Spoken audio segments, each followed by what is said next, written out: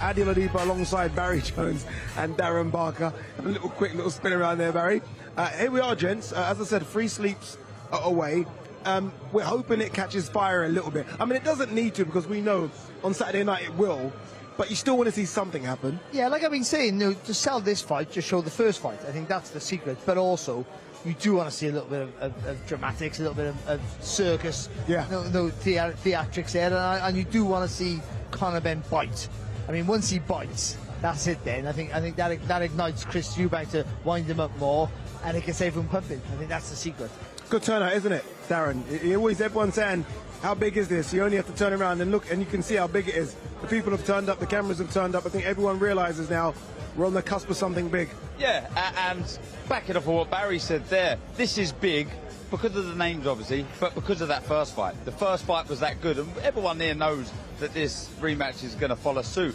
I think we'll see most of them go through the motions today. I would have a look at seeing what they're wearing, how's the weight. Yeah. You know, you've got to bring the weight down, are they wrapping up? But I think tomorrow we might get some verbals and it might catch a light. Yeah, it's never going to catch a light as it did last April. In fact, it was before that, wasn't it? I think it was February, the X-Lap. I mean, at the time, everyone thought it was wrong. Everyone thought, the British Boxing Board of Control fined him.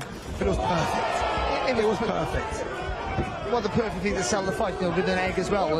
It was all well thought out there from Chris Eubank, and it went wild. And genuinely, see Nigel went there. The last man you want to have set in a room.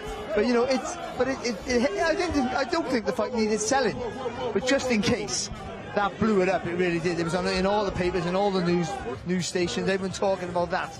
And he had to be fined. He did. I think the fine was excessive, in my opinion. But he had to be fined. You can't just be doing everything you want to do all the time. But it was probably worth it for him. Yeah, it was. And he got fully under Conor's skin. And I guess some might say it affected Conor in the fight because he came out just really wanting to take his head off. And I guess for Conor, he doesn't want to be affected by anything now. He wants to be a bit more calm and controlled going into this one. He needs to use that fire, but he needs to use it correctly. The last fight, it got the better of him, and all the game plan, all the technique went out the window. You've got to control it. Discipline's a big word in this. So although his game plan will be to be more controlled and more precise with his shots, keep it straight, you still want that energy, you still want that aggression, that ferociousness that makes him the fighter it is. But yeah, it's got to be contained, it's got to be used correctly. We had Chris standing right next to us, in between us, Barry. Did you notice anything about Chris? I mean, everyone's been talking about the weight cut, just his demeanour. Did you notice anything about him? I think he didn't look too bad, actually. Yeah. You can see he's cutting weight, but it wasn't like it was the last time.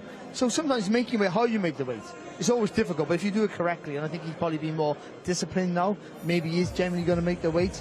I mean, he's hard to read. He's very thoughtful. He never gives anything away. I was interested, and I'm glad he explained how he feels in the fight, how he manages himself, how he gives his self-counsel rather than listen to his corner. That's a great question. Yeah, and I thought it was, mate, to be honest. Because we understand as fighters where you're thinking you got to use your own boxing brain, but also take instructions. But he literally has had his own counsel his whole career. Then we got a guy who does respect. He knows what he's on about as the best fighter on the planet. In his camp.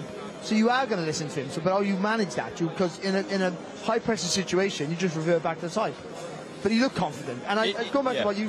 He looked in a good place to me. He looked mature. He looked switched on. He looked focused. But most importantly, he looked really happy in his own skin, where he was with the whole first fight, the way it went. I think he's very confident going into this rematch. And he'll be happy if Conor Benn isn't angry, isn't like really riled up. That's better for Chris. Yeah. No, a Conor Benn who's not angry cannot win this fight. Yeah, I almost feel like you're taking something out of Conor if he's too kind of relaxed and calm. Right, that's the main event. Let's show you the rest of the fight. Remember, all the fighters will be in the ring tonight doing a bit of shadow boxing, a bit of pad work. Mickey Talon from Liverpool takes on Fazen Shahid. Sam Gilly versus Ishmael Davis. A lot of people saying that it could be fight of the night. Richard Viatfor's second fight in the heavyweight division takes on Tommy Walsh. Adam Azim takes on Kurt Scooby. Jack Catterall versus Echo Usman. Jack Catterall, new trainer as well. Bozie Ennis in his corner. And Chris Eubank Jr. versus Conor Benn. Again, no belts, no titles, but a lot of bragging rights.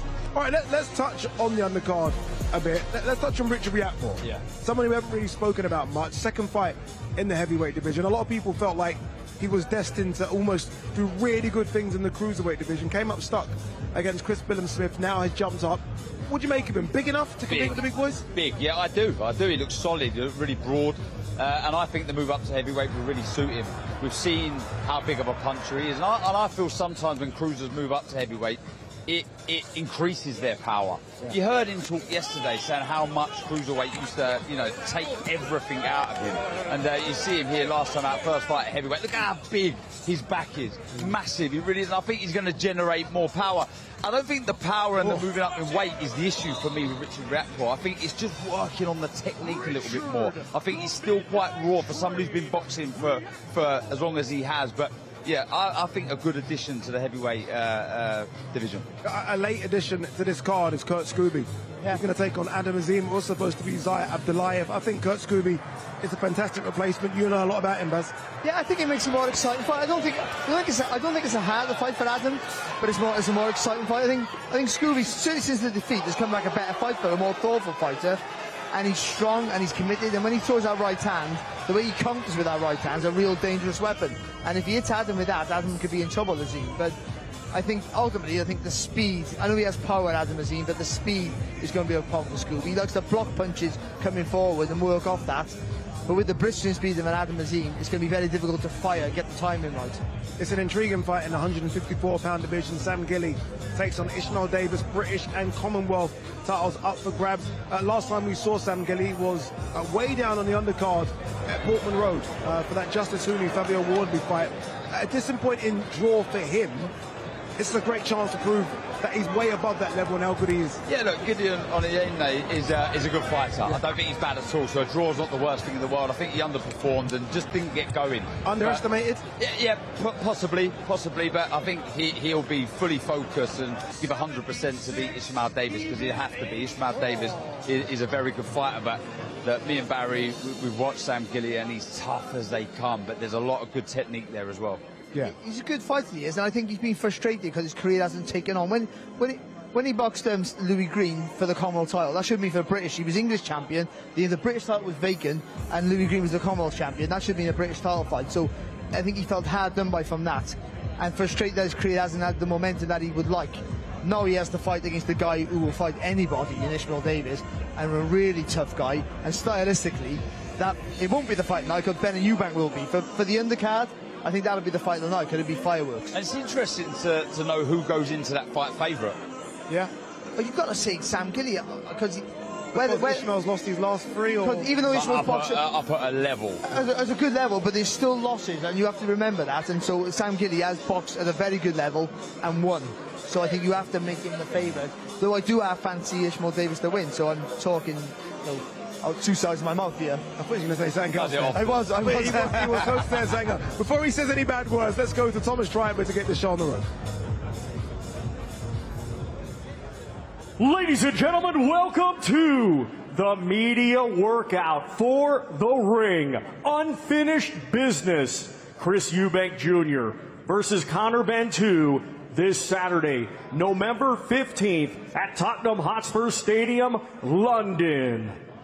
We would first like to give a special thank you to the Kingdom of Saudi Arabia and the custodian of the two holy mosques, King Salman bin Abdulaziz Al Saud, His Royal Highness the Crown Prince Mohammed bin Salman, and Chairman of the General Entertainment Authority GIA and Saudi Boxing Federation, His Excellency Turki Al-Sheikh. This event is being brought to you by Riyadh Season, Sella, Ring Magazine, Eddie Hearn for Matchroom Boxing, and Ben Shalom for Boxer, along with their great sponsors, Everlast, BYD, Cleans, Movember, Mr. Q Casino, and Betfred. A big thanks to those great sponsors. Well, a reminder, ladies and gentlemen, that this great event will be broadcasted live, worldwide, exclusively on DAZN, and the last remaining tickets are available to buy now at ticketmaster.co.uk. Let's now get the media workout started. Our first two fighters competing Saturday in a scheduled 6-round flyweight contest. Let's first welcome to the ring, from Bradford, Yorkshire, England. His professional record, 4 wins, 2 defeats, and 2 draws. Here is DAZN Fizzy Shahid.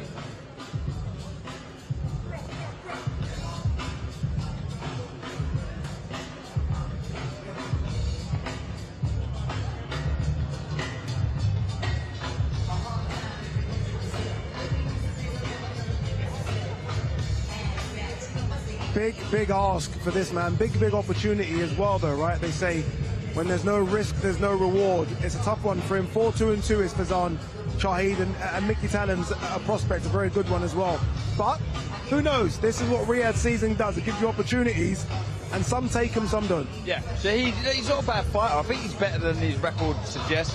He's won his last 2. He's never been stopped, and that's something I always look at when these prospects are fighting opponents. And he drew with actually a good fighter, unbeaten fighter, Alfie Clegg, when Alfie Clegg was 5-0. So he's not bad. He's not bad at all. Like I say, better than his record suggests, Ade. What I do like, Barry, is a lot of these fighters that, you know, are on the undercard, well down in the undercard, they actually do a proper media workout.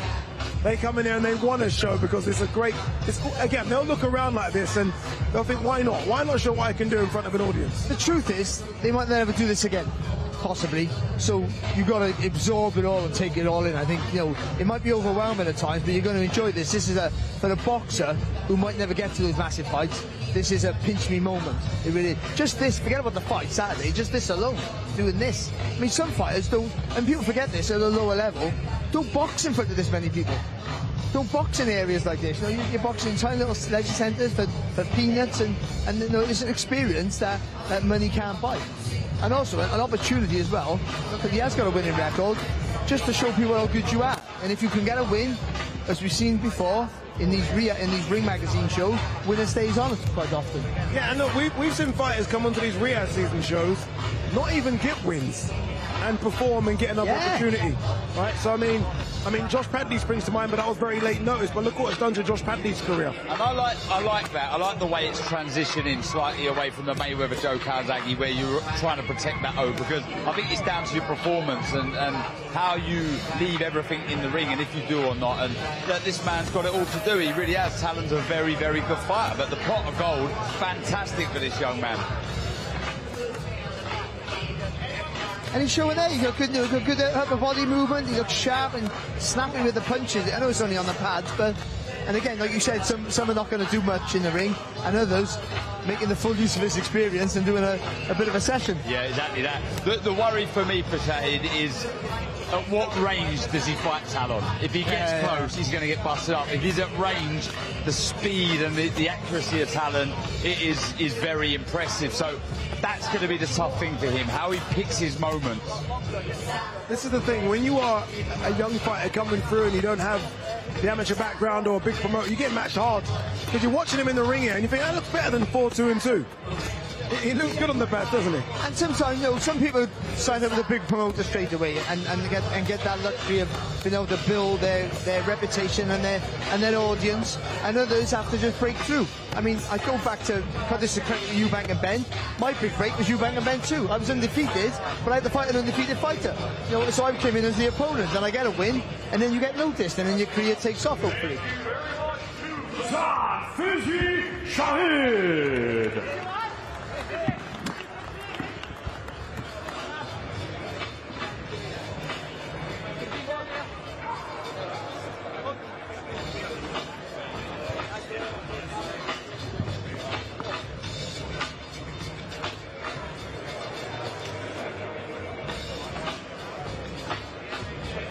And now let's welcome to the ring, from Liverpool, England, undefeated with 10 wins, 1 win comes by way of knockout.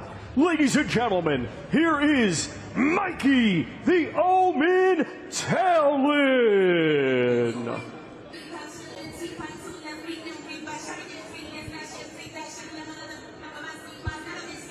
Here comes the Omen, Mikey Talon, trained by Joe Gallagher. Great news. We got a couple of weeks ago that Joe Gallagher's now been given the all clear. That's fantastic. Yeah, it really is. Really is good. Fantastic. Amazing. Amazing. But on Mikey Talon, a lot of people excited about him. Flyweight, can punch, can bang, very fast, got everything, hasn't he? He has, he really has. Very, very quick, as you can imagine, someone down at these weights, but technically very good. Punches correctly, turns the hits into it. I think he actually punches harder than his record suggests. Only the one stoppage. I think he's going to develop into a bit of a puncher. Nothing wrong with that. and he's been on the road. You know, he's ticking a lot of boxes already after 7 fights. You know, and what you said, Darren, though, whatever range you're at, he's quite effective in that range, isn't he? No, he's a big and tall for his weight, so he's really good when he punches from long distance. But he can fight inside quite apt when you come forward. He can get that mid-range uppercut through the middle really well, and yeah, he's a pretty good fighter all rounded. And I like him. He's spiteful. When he lets his shots go, he's aggressive. He really has a fan-friendly style when he really, really wants to impress. And Joe Gallagher, what a man to have in your corner. So yeah, he's well-rounded. He's got everything in his favour here. Will he be nervous? I always sort of think about fighting. He will be right now. And he's got an amateur pedigree, you know. So he's been around. He knows how to box. He's experienced the big moments already as a pro, being in Las Vegas last time out, and as an amateur. But this is a massive occasion, a stadium fight, Barry. Do you mean nervous for Saturday or nervous for now? Even nervous for now. Even nervous for now with the crowd. Again, I mean, he would never have had that many cameras just focusing on him, would he? It's a new experience for almost everybody, except for the top of the bill. Even things like this. These things are things that never happen in almost every era. So you will be a tad nervous, a little bit apprehensive, but also, like on fight night, those nerves give you a little bit of sharpness. He's not showing much here, by the way. When he fights, completely different. He really goes through the gears, and he's like I say, aggressive, a spiteful individual who, yeah, he's fan-friendly. I think he's going to win a lot of fans Saturday night. It just appears to me that everyone now is getting bigger in the weight classes. I look at him and I think he's a flyweight. And I know he's got to still cut a few pounds off, but he's going to rehydrate to become really big. But he's actually pretty tall for a flyweight. He is. I mean, you're talking about dropping down to 175, so that you'd be a big light heavyweight, wouldn't you? 168 even, maybe. Oh, monster. But I think that's just the way people eat and live nowadays. They eat better and they understand more about diets and nutrition. So where before you just used to sweat the weight off, now they know how to work it properly. And there's something else that comes with that, is longevity. You're seeing fighters fight way into, I mean, you mentioned it yesterday. Yeah. You know, some of those names that you mentioned and the age that they are is phenomenal. And it just shows you that what sports science is playing. There you go. I think that could be it for Mikey Talon. Thank you very much to the undefeated Mikey, the Omen Talon.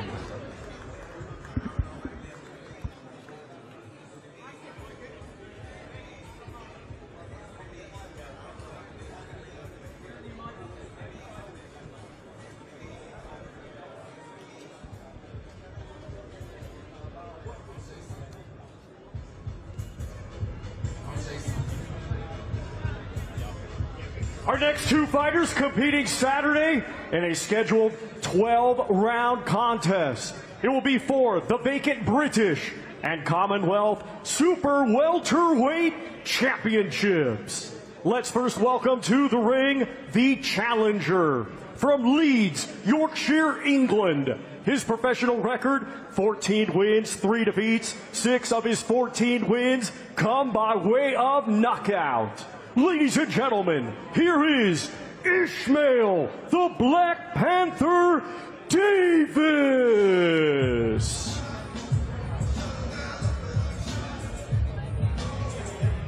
This is a guy who genuinely, I believe, will fight anyone. Like, if given, you know, the correct numbers on the check, will get in the ring, regardless of restrictions about time and weight, and will fight anyone. But now it starts for me. He's had those 3 fights against Boychuk, Josh Kelly, Kevin Ajako. I think now almost as a reset. Yeah. Like, you can't just say I'm going to fight anyone and lose. Yeah, it's not. You've got to start winning now. Exactly that. It's all good taking the big fights and earning money, etc. But if you want your career to continue, you've got to start winning these big fights. And this is a good matchup for him and both, to be honest with you. Ishmael Davis, a very good fighter, game as they come, physically so strong. You see him on Saturday night when he's got his top off. He's a man mountain, he really is. And yeah, he's improving all the time. Familiar faces here ringside for a big fight week, including former IBF World Flyweight Champion Mr. Sonny Edwards. Sonny, great to see you. First of all, for those who don't quite know, what is your role behind the scenes in the career of Ishmael Davis?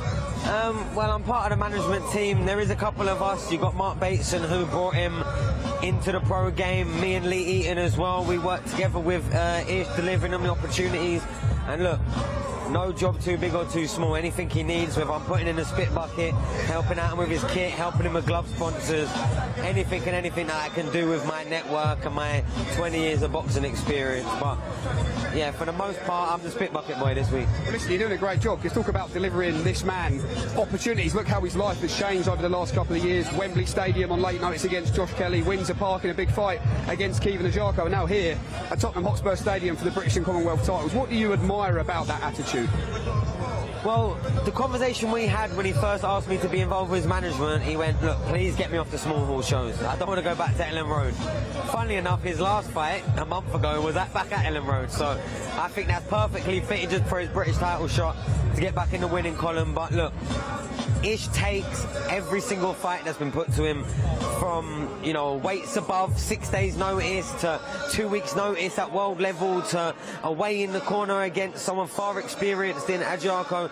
He's taken every single opportunity, every single fight, doesn't matter where they are, when they are, he's always ready to go. And you know, to work for a friend and a fighter like that, it's a very easy job for me, if I'm perfectly honest.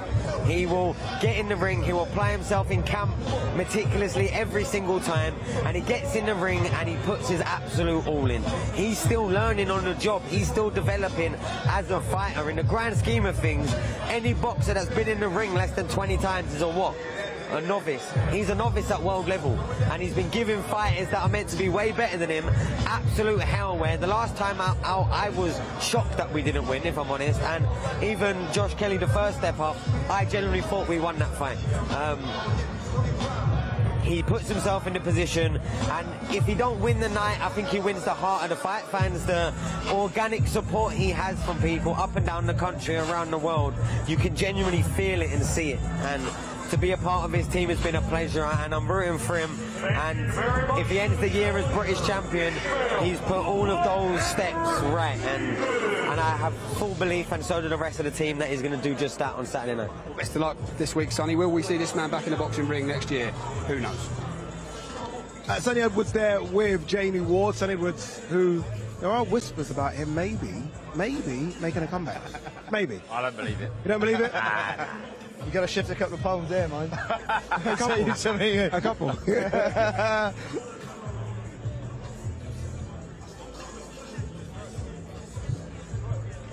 Up next in the ring is going to be Sam Gilly, who takes on Ishmael Davis. Remember, British and Commonwealth 154-pound titles up for grabs in that one.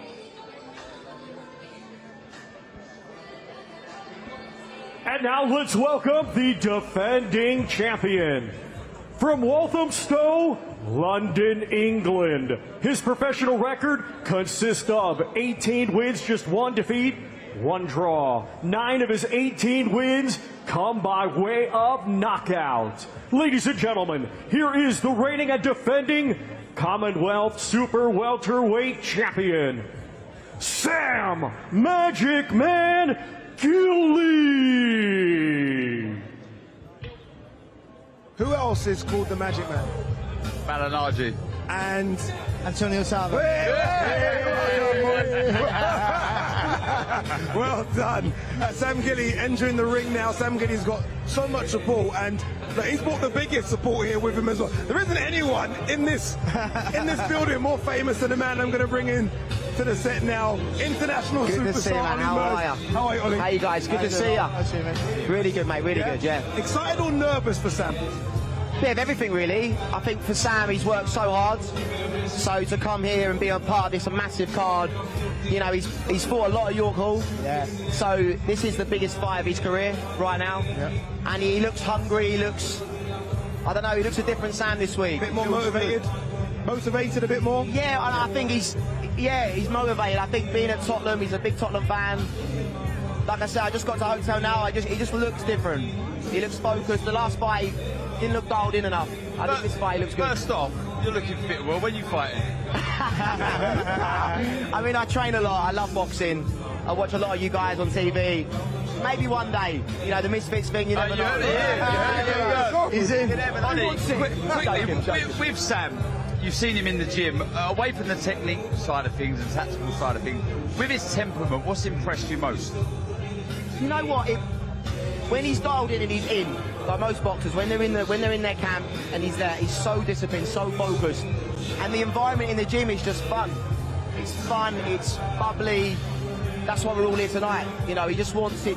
I was interested in me upstairs watching all the other fighters, and everyone's so different in their preparation for it. You know, I've never been involved in anything like this, but you can see everyone's different.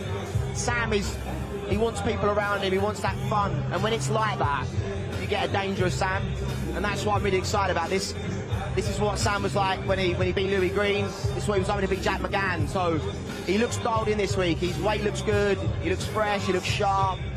So yeah, I mean, I can't speak highly enough, really. His fight against Drew Brown in the York Hall was arguably the best fight I've seen in the York Hall. That's going to him. It was an absolute war. He doesn't look like, because he's tall, you think he'd be an out-and-out boxer, but he's at his most dangerous when he's hurt, isn't he? When he loves to tear up Sam. No, and that's the thing with Sam. Every fight I've seen Sam, I've known Sam for about 4 years now, and every fight I've seen him in, it's been a war. Jack McGann was probably, I wouldn't say his easiest fight. It was a tough fight, but he trolled him. He just outclassed Jack McGann for me. Yeah. But the Louis Green fight was a war, and I think this weekend it's going to be. Yeah. You know, Ismail Davis is no good fight. You know, it's going to be a fight. It's going to be. I think from round 1 to 12, it's going to be a real tough one. What got you into this? What started the relationship with Sam? What got you into boxing, Ollie? You know what? I used to play football a lot, and my knees weren't great anymore, so I needed to find something else to get into, and actually being a singer and a performer and touring a lot, boxing, them 3-minute rounds in boxing really helped me as a performer and as a singer, to be able to dance and perform in between rounds and between songs. So it really helped me, and meeting Sam and being in that, you know, when footballers leave football, they say they miss that dressing room. Yeah. And I don't know about fighters, you probably miss the gym and being around people. Everything, yeah. Yeah, and so for me, being in the gym with all these guys, they're all a bit like me, a little bit mad. So going by your theory, we can be singers. You could be singing. Exactly that. I mean, I've got away with it for all these years.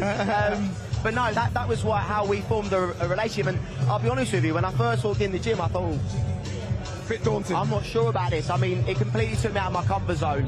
You know, I'm a pop star that sings pop songs. And when you walk into a gym, you don't hear Ollie Murs songs. So I was a bit like, I'm not sure how this is going to go, but from the day one with Sam and the guys, it was brilliant. I love it. And they keep me grounded. We have laughs, we joke a lot, and I love the training. I thought you were going to say, what got you into boxing was me following you around the security in the X Factor all those years ago. Exactly, yeah. Exactly. You don't remember him, so He don't. I do. So, very quickly, go on.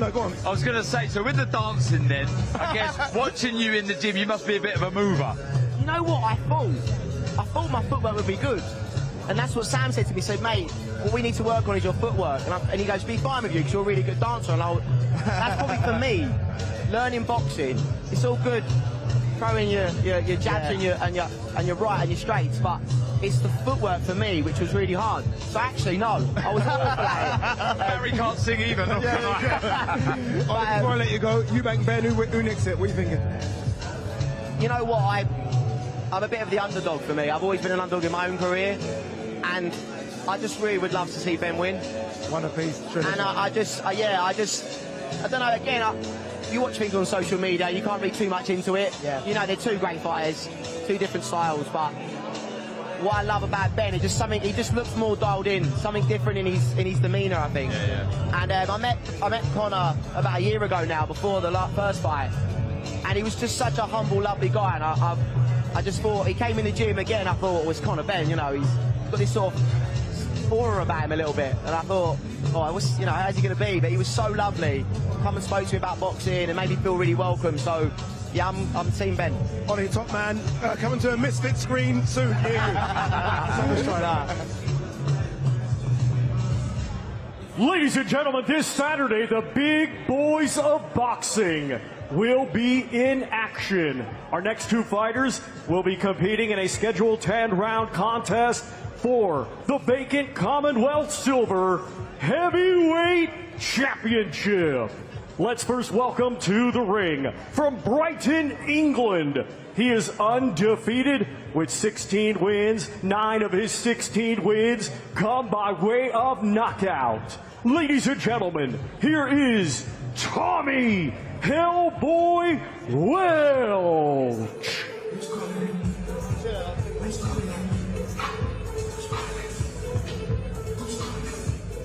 Here comes Tommy Walsh. Again, a man that's been asking for an opportunity, Barry. He's got one, not just because it's at the Tottenham Hotspur Stadium, but he's fighting someone that the public know in Richard Riakporhe. If he gets a win, it's a massive, massive scalp for him.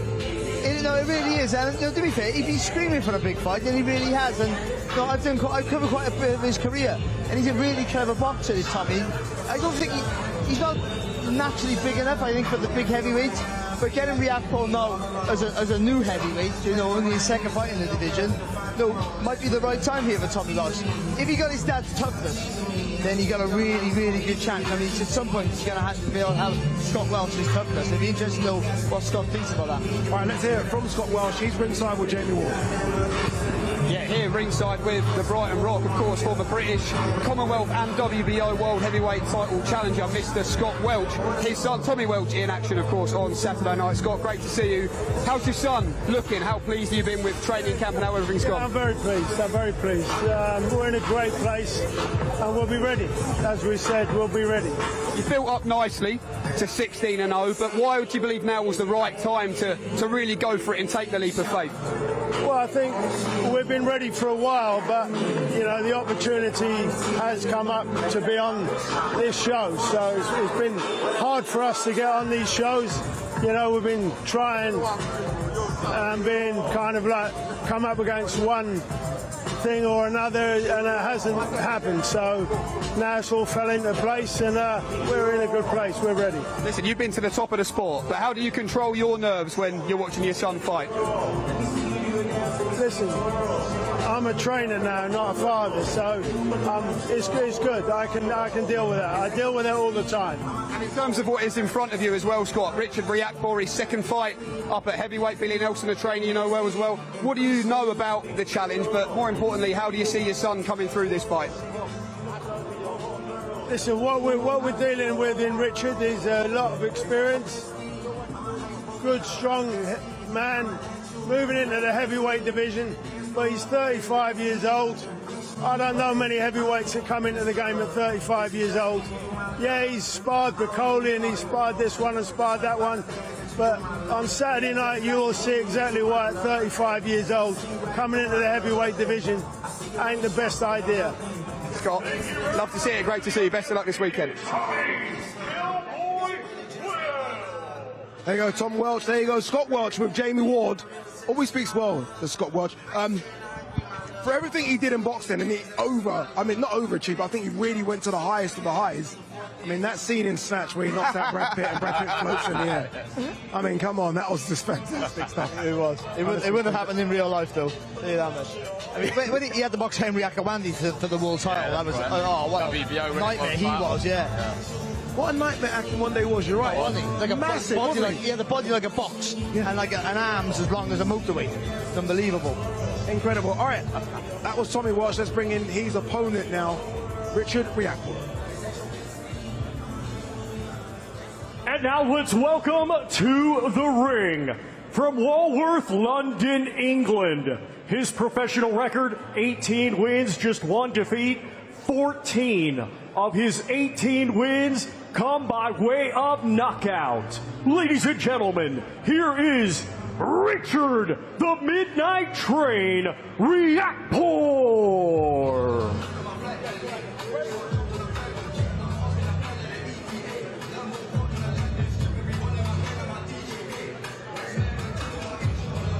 Richard Riakporhe, a man that I think can cause some damage in the heavyweight division. How much damage, I guess we have to wait and see, right? We're only going to know when he takes those steps up. Favourite to get the win on Saturday. How much of a statement does he have to make the real big boys take notice? Do you know what? I think first and foremost, he needs to win. But yes, I think if he was to get to Welch late in the contest and get a stoppage, that would be impressive for me. Anything other than that is exceptional, in my opinion. You know, Welch really fancies this. I guess he's the naturally bigger out of the two, you could say. But I really do believe this man moving up to heavyweight, albeit though Scott believes 35 too old, I think it's the correct move. He said, didn't he, Barry, yesterday, how much cruiserweight was absolutely destroyed. Yeah, and you can see by the size of him, certainly in his first fight when he took his top off, how big his chest was, not just his, the height of the man, how thick he was. I think because even though he's quite raw, and you're right when you said that earlier on, he does the 1-2 straight. The straight punch he does quite correct and neat. And I think for the heavyweight, if you can do those 1-2 left hook neat, I mean, you're practically there already, aren't you? Because of the power factors, you know. Klitschko. Yeah, exactly. If you keep him shape, which he does very well, and he punches down the line with his power, if he carries that power up, he's going to be a problem for everybody. Do some cruiserweights have an issue with not knowing what weight to be as a heavyweight? We've seen a Cody go 260. We've seen Usyk do the 222 thing, right? Some are 240. He's obviously around the 230, 240 mark. Is that an issue, not knowing what weight you're going to be? I think because they have to gradually keep putting on weight and stop at some point, where they need the mobility, but also they got to put the weight down because you've got to be able to absorb the weight and the power. I mean, the issue for all the cruiserweights moving up for me is, can he take the punch? I mean, ultimately, because they hit so hard, even the ones who are not punchers hit hard this weight. So if he can absorb the shots, he's a force. If he can't, it's a problem. But putting on that weight's right, because you want the weight to be strong, but not to tie you down and tire you out. And getting used to training at that weight, Darren, is the biggest part. Yeah, absolutely. You know, Evander Holyfield, Alexander Usyk moving up from cruiserweight, they had good chins, and that's held them in good stead. But yeah, what a great experiment to have to make. What weight to go up to. Yeah. You know, never had the beauty of being able to do that, but you'll find the sweet spot at some point, and that all will be in the gym, and then how that translates on fight night. But then David hit his peak. You know, he didn't put on too much. He put on a lot, but he didn't go too much. He needed that explosiveness and that speed. So it's down to your style. I think for his size and the way he punches correct, he's not a guy who you think about speed. He's a guy you think about power and form. So I think he can afford to put on a lot of bulk. And I guess we're seeing in the heavyweight division, the land of the giants is almost coming to an end. I think so. If you look at Wardley, Atoma, they're not the biggest anymore, are they? They're not Zhang and Bakoli. Richard Torres is another one. Torres is actually not that big. Yeah. And they generate all their power from that speed and accuracy. You know, it's not that thunderous power anymore. I mean, even Deontay Wilder, he delivered his shots, they were wild, but they were quick. Yeah, exactly. But I like Riakporhe. I got to say, it doesn't matter about the fight, but with him and Welch, two really respectful young men, and they are. They got to be honest. And with a coach now that knows how to train, we've said this before, a heavyweight. Martin Bakoli, Billy Nelson now. Well, Billy won't get too clever. Billy will go, listen, you know what you do is good. We'll just work on that and we'll get your technique spot on. That's all it'll be. Get your technique spot on and not get too extravagant with what you need to do. 1-2 left hook. All he needs is to do that correctly, and you got a good chance. Yeah, if he does win on the weekend, that Lawrence Okoli fight can be reignited. They were supposed to meet at cruiserweight, supposed to meet at heavyweight, and both of them fell through. So there's a good chance that they could get it on if he comes through the tough test against Tommy Welch on Saturday.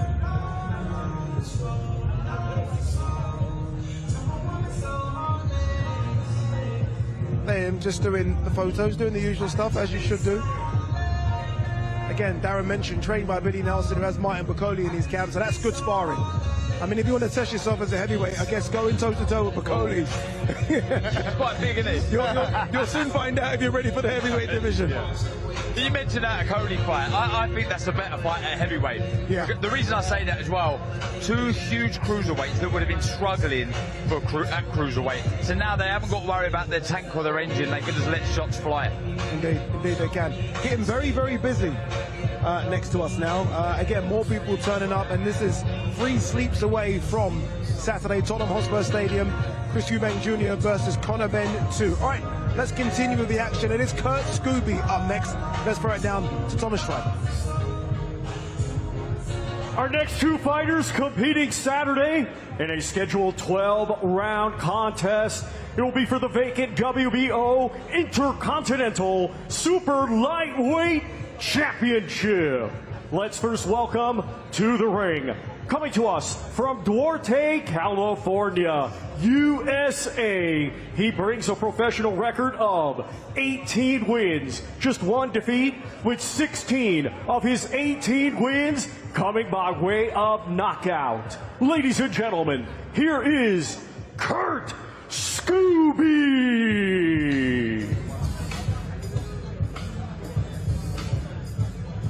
Almost the unknown to British fight fans, Kurt Scooby, but American fight fans will know him very, very well. Was impressed a lot in the last couple of years fighting on the OTX, the smaller shows that DAZN put on all over America.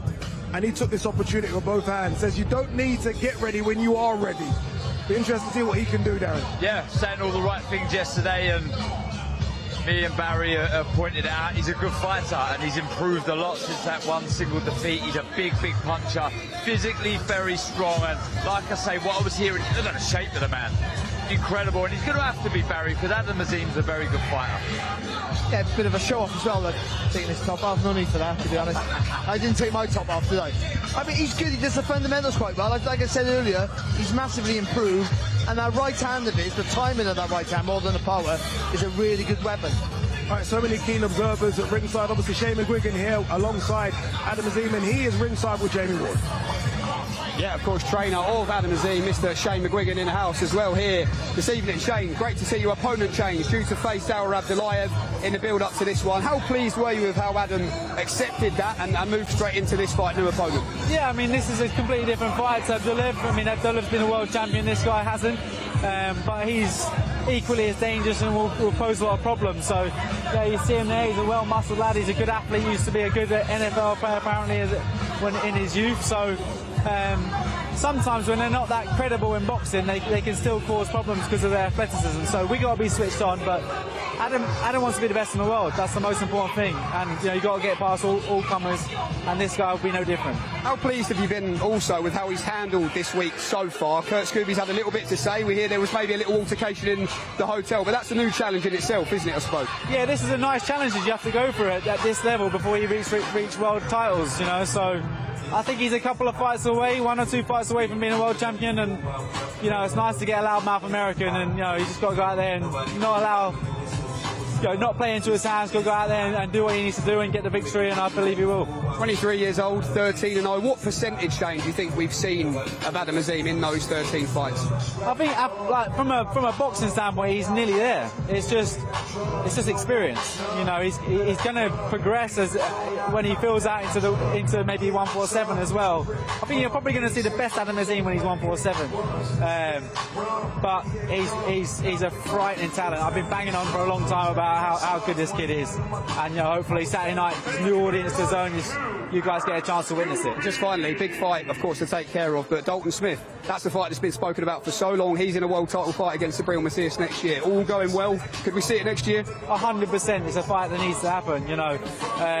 We've been brewing it nicely, as each team, do you know what I mean? So, Sabril Macias is no joke. I think Dalton might be getting him at the right time.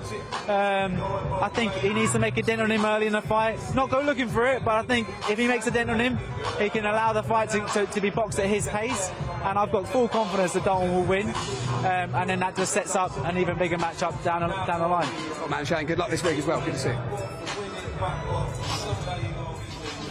Shane McGuigan always speaks well, doesn't he? Obviously, trainer of Adam Azim. Hopefully, Adam Azim comes through this one. You heard it there. Potentially, we get a Dalton Smith fight in 2026. All right, let's continue on with the media public workouts. Let's bring back Thomas Schreiber.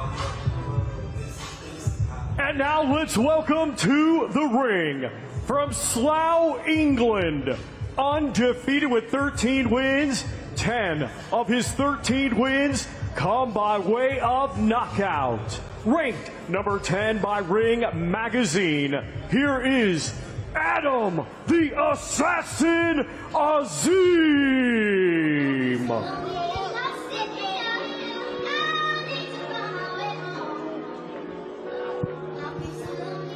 Here comes Adam Azim, hot prospects.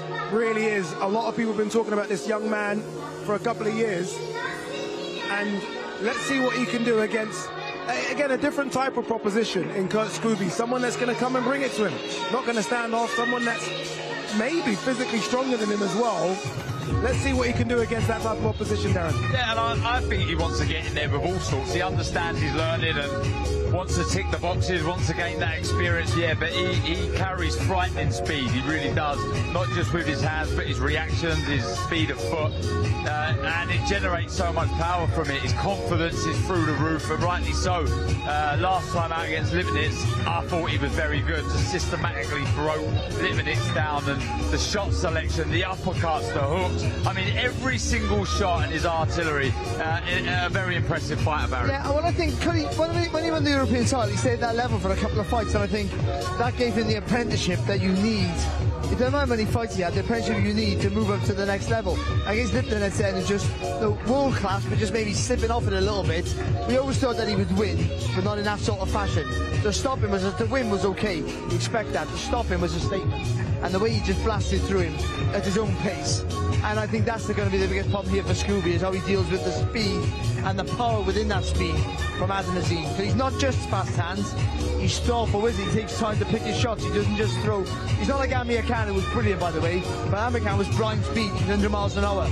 He thinks about his punches before he lets them go, and with that, you get the power. With the power, you get danger.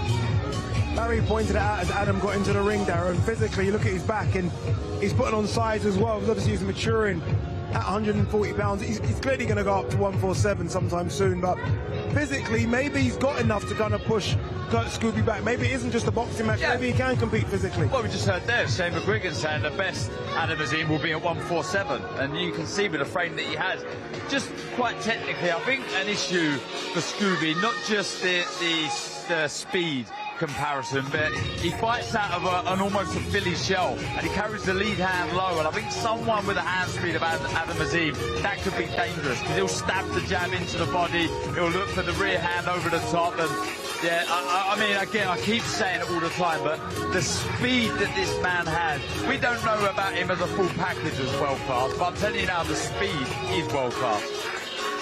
What is it you want to see? Again, just sticking with that theme of we don't know if he's got the full package yet. In order to get that full package, what do we need to see? There's all the checks in it. The chin check, the heart check. You know, when you're in university, how you cope with that when things are not working out. You know, the think on your feet. All these things, you don't need to see them, but until you've seen them, you don't know they have it. I mean, some fighters are too good to never show it, but at some point, you're going to have it, and I'm sure he does. We've seen a little bit of, like, where he's been frustrated, and he's had to sort of, like, learn on the job, and that's been a good learn experience for him, but we haven't seen him, you know, be all over the place. We haven't seen him, you know, when he hits people, they always shy away. I think, listen, I think what Shane was saying, he's up against a guy who's not at the same level as Abdelaziz, but he is still boxing a guy who's dangerous and very athletic, so he has to be aware of who's in front of him, but I do think that he can push him back with the jab, and if he pushes it, if Scooby back, Scooby's going to have nice work. Can I put you both on the spot? Can I put you, do you mind? I know what you're going to ask. You know what I'm going to ask? Yeah. I'm going to ask you. It's a fantastic fight. Toss of a coin. I mean, I'm a big fan of Dalton Smith. I like the way that he tucks up. I love the way that he works the body. This man's hand speed, again, to point it out, is exceptional. And something else to piggyback off the back of what Barry said there, knowing what you have as a world-class fighter. I think the ability to be able to adapt to different styles and change game plans when things aren't going your way. And I think with Shane McGuigan, they are very meticulous with game plans and being able to change them when they need be. I would say that though Dalton Smith is probably a little bit ahead of him right now in development, and obviously with age as well and maturity, I think that Azim's style is all wrong for Dalton Smith. I'm not saying Dalton Smith can't beat him, but he's that good. But I think his style, Azim's style, is not the style that he needs. I hope it doesn't sort of build up to a calm situation or a wit to happen, and we never get to see him until it's too late. It's a different generation now. I don't think that's going to allow that anymore. Yeah. And also, now, right? they're not as big a names as they are, so they can't afford to not do the fight. That's the truth of it. The money for them is in that fight. Yeah, it's a big fight. Let's hope it happens. obviously for that to happen, that man you see it on your screens, that Adam Azim has to get past Kurt Scooby on Saturday. And let's not forget Dalton Smith, Real Matthias, start of the year as well, world title fight. So both have big hurdles in front of them.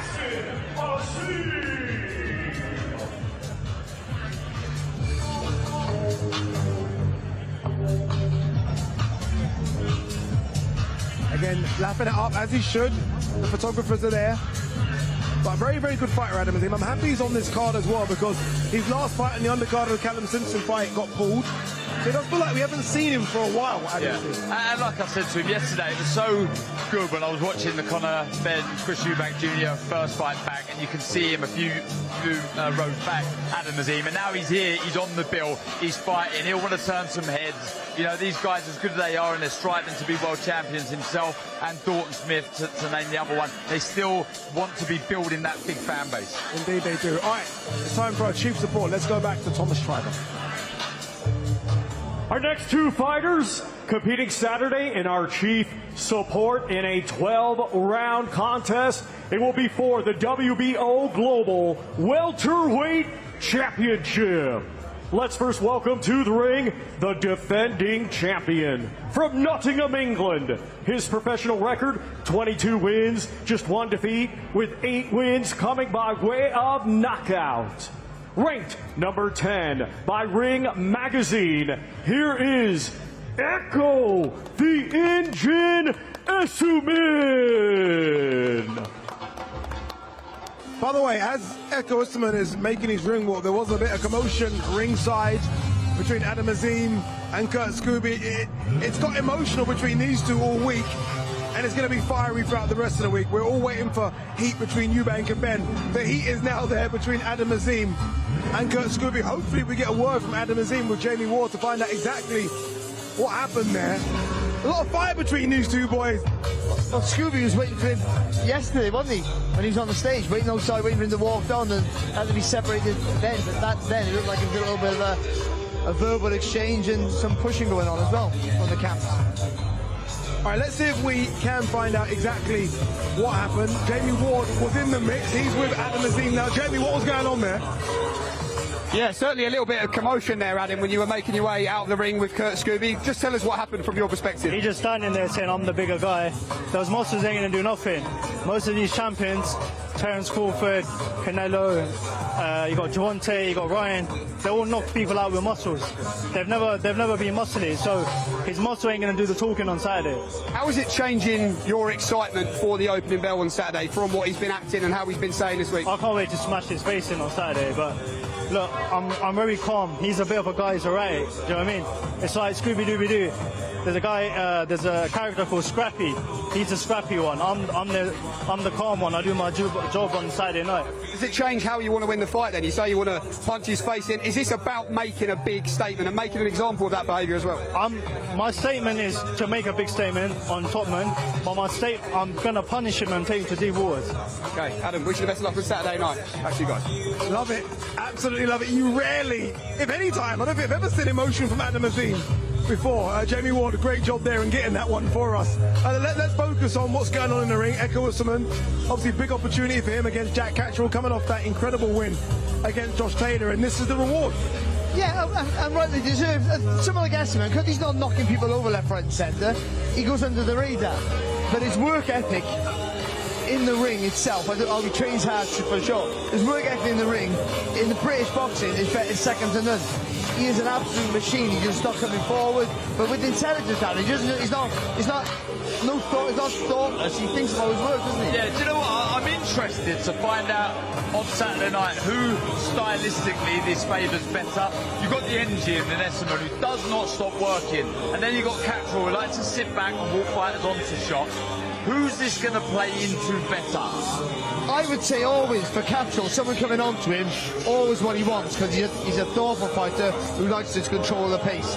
But I know how did he change pattern, man? Yeah. I've never seen that before. No. Well, maybe it's a different style of pattern, and they've done that, but I've never seen it either. But I do think, though, it's not about Cattrall. If Cattrall doesn't have a lot left, no desire, and maybe sometimes you get to an age where you just haven't got the stamina to push the next, to keep the pace, maintain the pace, then he's going to be in trouble. And Essuman, I'm just thinking mentally, he'll be looking at Cattrall thinking, yes, he's going to be tricky, he's going to be awkward, but he's certainly someone I can outwork. But it's a step up for him. Even though he boxed Josh Taylor, that wasn't the pristine Josh Taylor that we once know. No, that wasn't the undisputed great Josh Taylor. That's the truth. No, he's still a good fighter, by the way. But Cattrall probably got more left in the tank, you would say. Well, so we'll find out, won't we? Yeah, we will. But I mean, But Esmer's a problem for anyone. I mean, you know, he takes a good shot. He's constantly a moving target, and he's busy. I felt like when Josh picked Echo Usman last time round, Josh went a level below what he's used to fighting just to see if it's there still. Because let's be honest, as good as Echo is, we kind of know he's a British European level. Yeah. Is Jack doing the same? Yeah, but do you know what though? Having said that, Josh Taylor, that might have been the case, but he showed he was levels above early on in that contest, and it was just, you know, this man's relentless attack and the will to want to let shots go. And it could be a similar thing. It might be Cattrall saying, let's gauge it ourselves. But they're not 6 round fight, they're 12 round fight. If they were 6 round fight, Zab Judah would be the greatest fighter that ever lived. Yeah. Good shout that. As good as he was the best 6 round fighter you've ever seen in your life. You're making me think it's like a quiz question you've done now. I'm like, yeah. The double pad work was interesting. Yeah. That double percentage he's got to give away. I had 2 pads then, to be honest, because the first one used to fall asleep, I was so boring, and they get another guy in. You definitely weren't out there hands. Remember, this is WBO Global Welterweight title. Again, it's a trinket that doesn't mean much. It's the win that means a lot for both. Echo Usman wins, you never know, right? And you look at the world title, you look at the world scene, he could jump straight up there. Jack wins. He's got the name, he's got the back, and he could go up there as well. All right, let's bring Jack in the ring. Let's go again to Thomas Treiber. And now let's welcome to the ring the challenger from Chorley, Lancashire, England. His professional record, 31 wins, 2 defeats, 13 wins, come by way of knockout. Ladies and gentlemen, here is Jack El Gato Cattrall.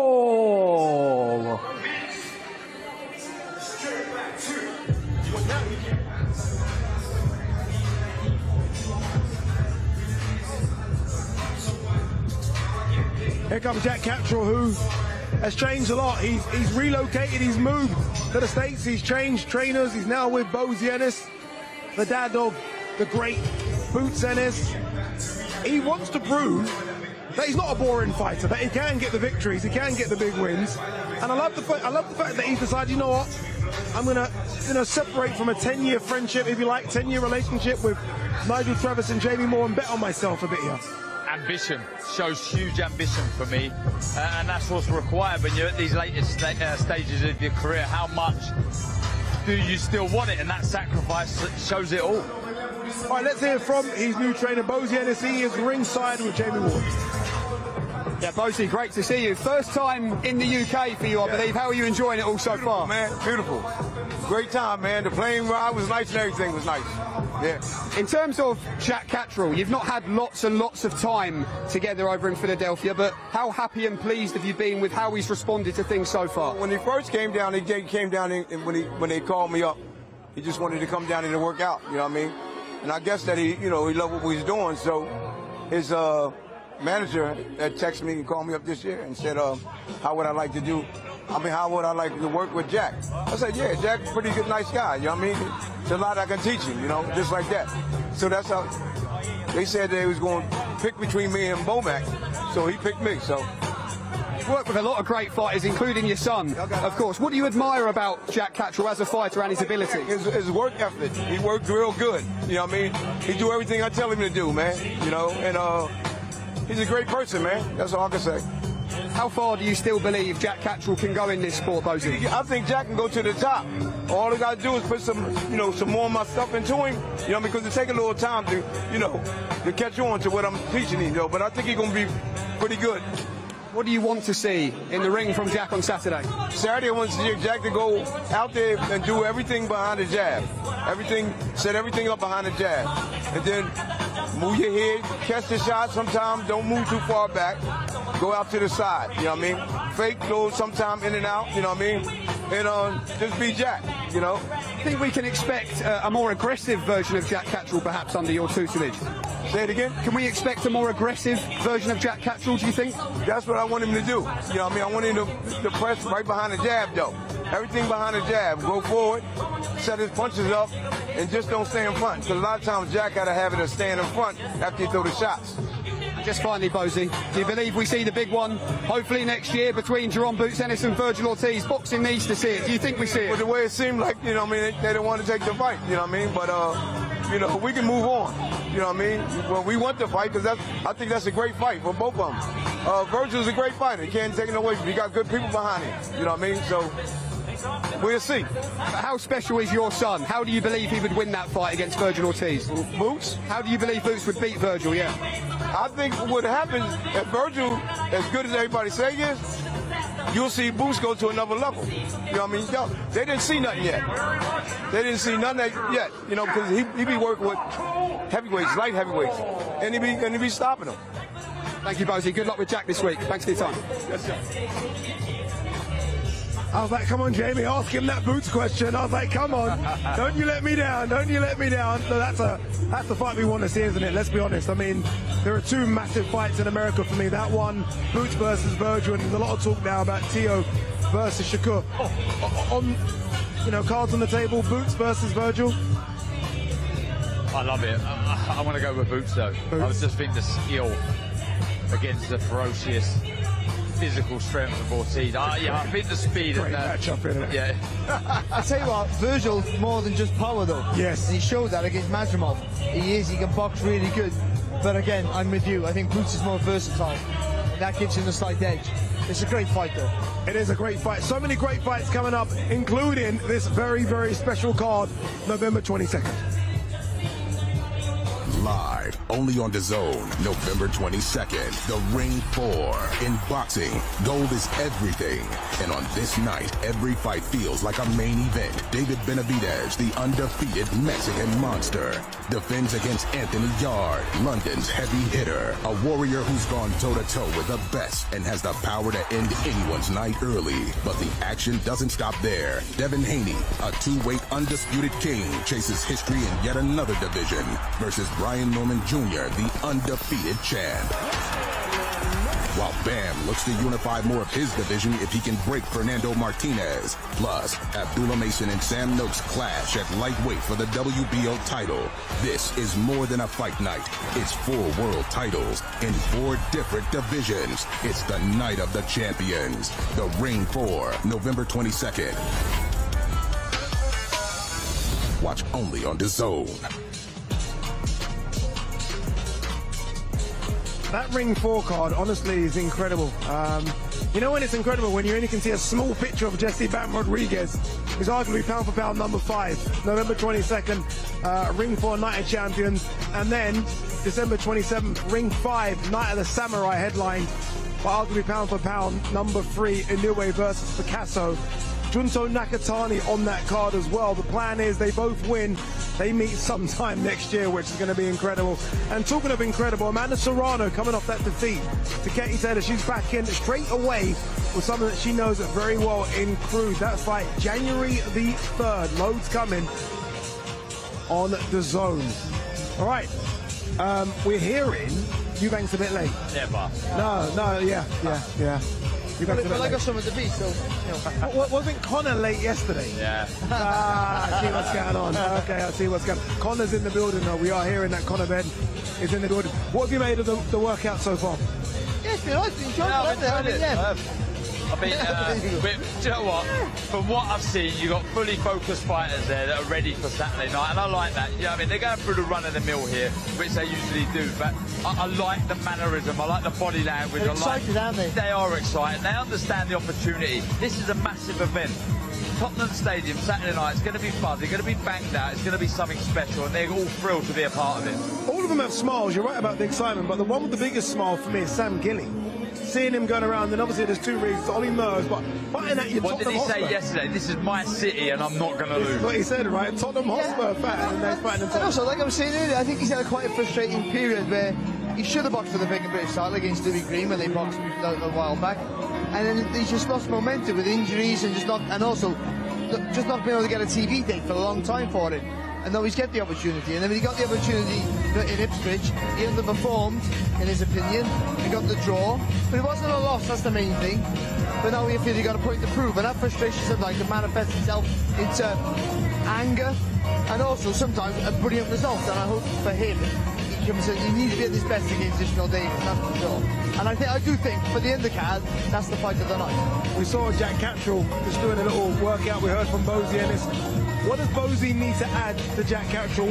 What do we need to see from Jack on Saturday? A bit more spite, I think, a bit more... look, you don't want to take away what has made him such a good fighter, and that's a very good counter-puncher. But I'd like to see a bit more purpose on that front foot, creep forward, make your opponent throw. Really draw out that lead. He's not going to have to worry about doing that against Esserman. So that's why I think it's a really good fight. Who stylistically does this suit better? That's what I'm looking forward to seeing Saturday. I think for me, you don't make him more aggressive. He is what he is now. You tinker with him, you make him a worse fighter, in my opinion. So he's never going to catch the world alight with this style, unless he's got someone who comes at him. But when he does, sometimes he touches with the punches. That's the difference that I think Bozy can make, is turn into every shot. When you do, okay, be cautious, be thoughtful, but when you do throw, really turn into the shot. Because he has the ability, the timing and the speed to do it, and then you'll have more impact then he'll start wearing them down. Still, without breaking your style. Yeah, I think when I say going forward, not to be a record or anything like that, but it is now. I was a counter puncher, so what I'd like to do is creep forward. That makes your opponent have to punch. Then I can look for the opening.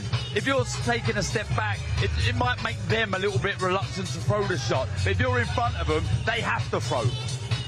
One thing, Conor Benn, by the way, is making his way. There he is. Look, he's here. I say making his way. Look, Nigel Benn by his side.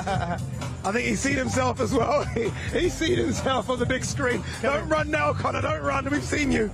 Obviously, last time, obviously, the fight's at 160. Last time he came in around 155, 156. Do you think he's going to come in at 160 this time? I think he'd be a bit heavier. I know he's got to drop a little bit of weight.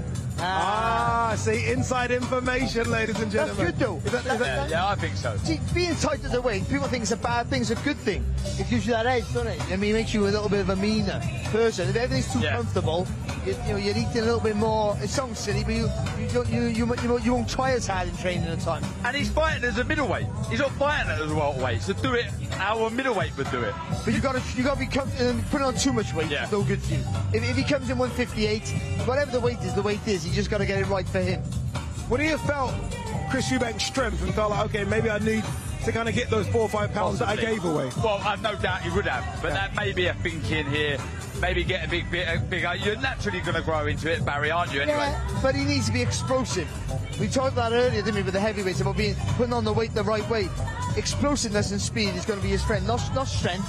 He has natural power, but if he's not explosive, if he's trying to whale in punches heavy rather than fast, he's going to be in trouble. All right, it's time for one part of our main event. Conor Benn is ready to enter the ring, so let's throw it back down to Mr. Thomas Triber. Ladies and gentlemen, will it be repeat or redemption?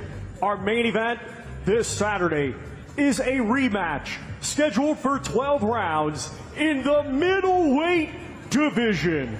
Let's first welcome to the ring from Ilford, Essex, England.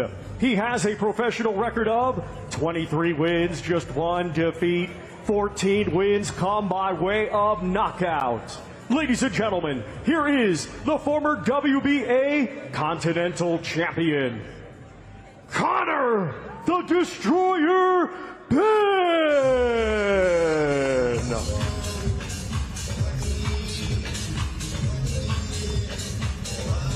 Here comes Conor Benn. More experienced, more focused, I dare say, this time round as well.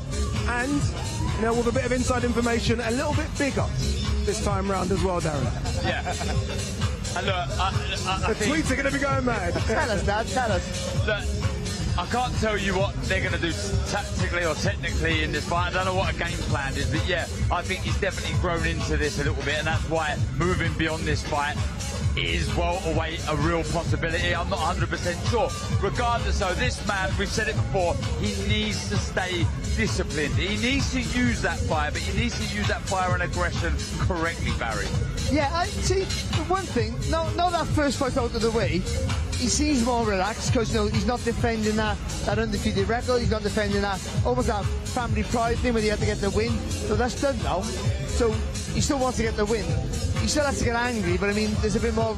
He's being relaxed, not a bad thing, but he still has to fight angry. The aggression is his friend if he can get it right. I mean, you can use the aggression and it can be overwhelming and you can just make mistakes. But if he gets it right, if he goes in there aggressive, pumped up like his dad used to, every punch has a meaning, but you don't overstep your mark, you don't punch too far over the front foot, then he got the ability to knock anybody out. I mean, he hurt Eubank in the first fight a few times. And, if he can be a bit smarter with the second phase of attack, then he's got a good chance. When you watch Conor Benn, Darren, considering basically no amateur records, he's a lot better than. Like, if you were to watch him, you'd think there was an amateur record, wouldn't you? He looks like someone who's had a few amateur fights and then has turned pro. I feel like he's learnt on the job so quickly. Yeah, and do you know what? I think when someone picks stuff up when they probably have no right to, or they've done it as quick as perhaps he has, it shows desire to want to learn. When you're in the gym and you're all ears and you're looking to improve, it's quite easy to say, oh, look, I can't do that, I want to move on to something else. He's dedicated himself to this trade, the hardest trade there is out there, and yeah, that's showing all the correct signs to go on and to be potentially successful in this sport. You just mentioned his size there, Barry, and you're right. I mean, he's home now for the last, I guess, couple of years. Has been 154 or 160. Can he make 147? Does he have to make 147? Because you look at what's at 154 and you're like, wow, okay, there are sharks everywhere. Does he not have to make 147? Yeah, but I think if he wants a realistic chance of fighting for a world title, I think that would be the weight. But can he still get down to that? That's a lot of weight cut, isn't there? I mean, he's saying he can, so maybe he can. But I think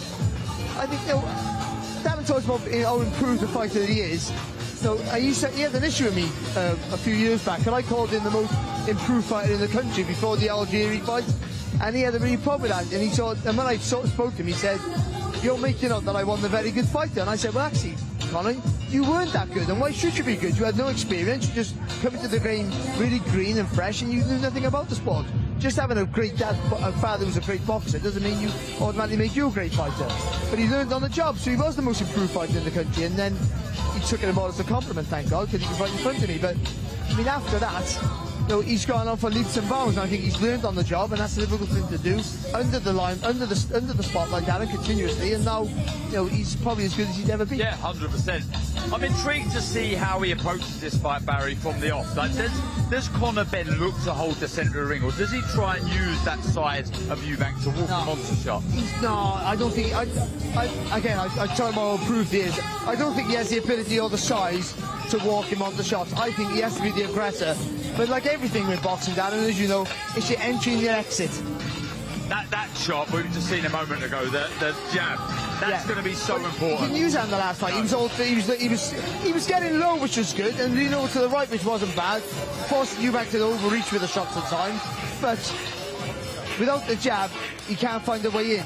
Or he has to study Eubank's jab and find a way in when he throws his jab, which is a risk that you have to either break Eubank's jab down by parrying it or blocking it, or take the brunt of the shot. So that's a risk to me. I think if he double jab, we say it all the time to me, that double jab and stab in that front foot, put speed in that lead hand, and that closes the distance to you.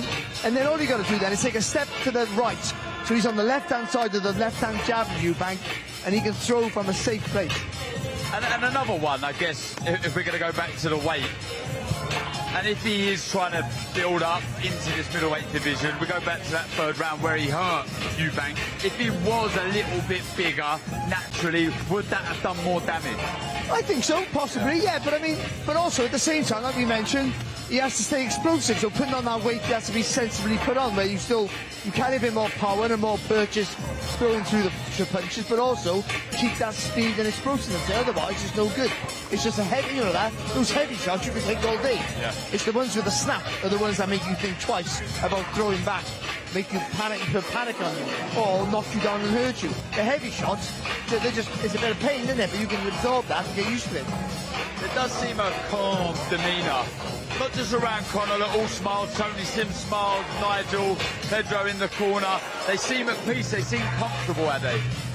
Sorry guys, I've been a bit quiet for the last couple of minutes. A bit of big breaking news that we will confirm. I don't want to really kind of just spoil anything. We will confirm.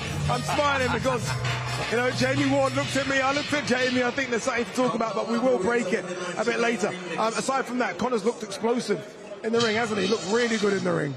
Yeah, I think this. I genuinely believe this could be a better fight than the first one, which is saying something. History would tell you the second fight's very rarely as good as the first, but it has happened in the past, so it can happen. And I think because, like I said again, no disrespect to these two, I think that looks slightly better than them. So I think this fight, and so the second fight for them wasn't as good because they've been aware of what mistakes they made in the first.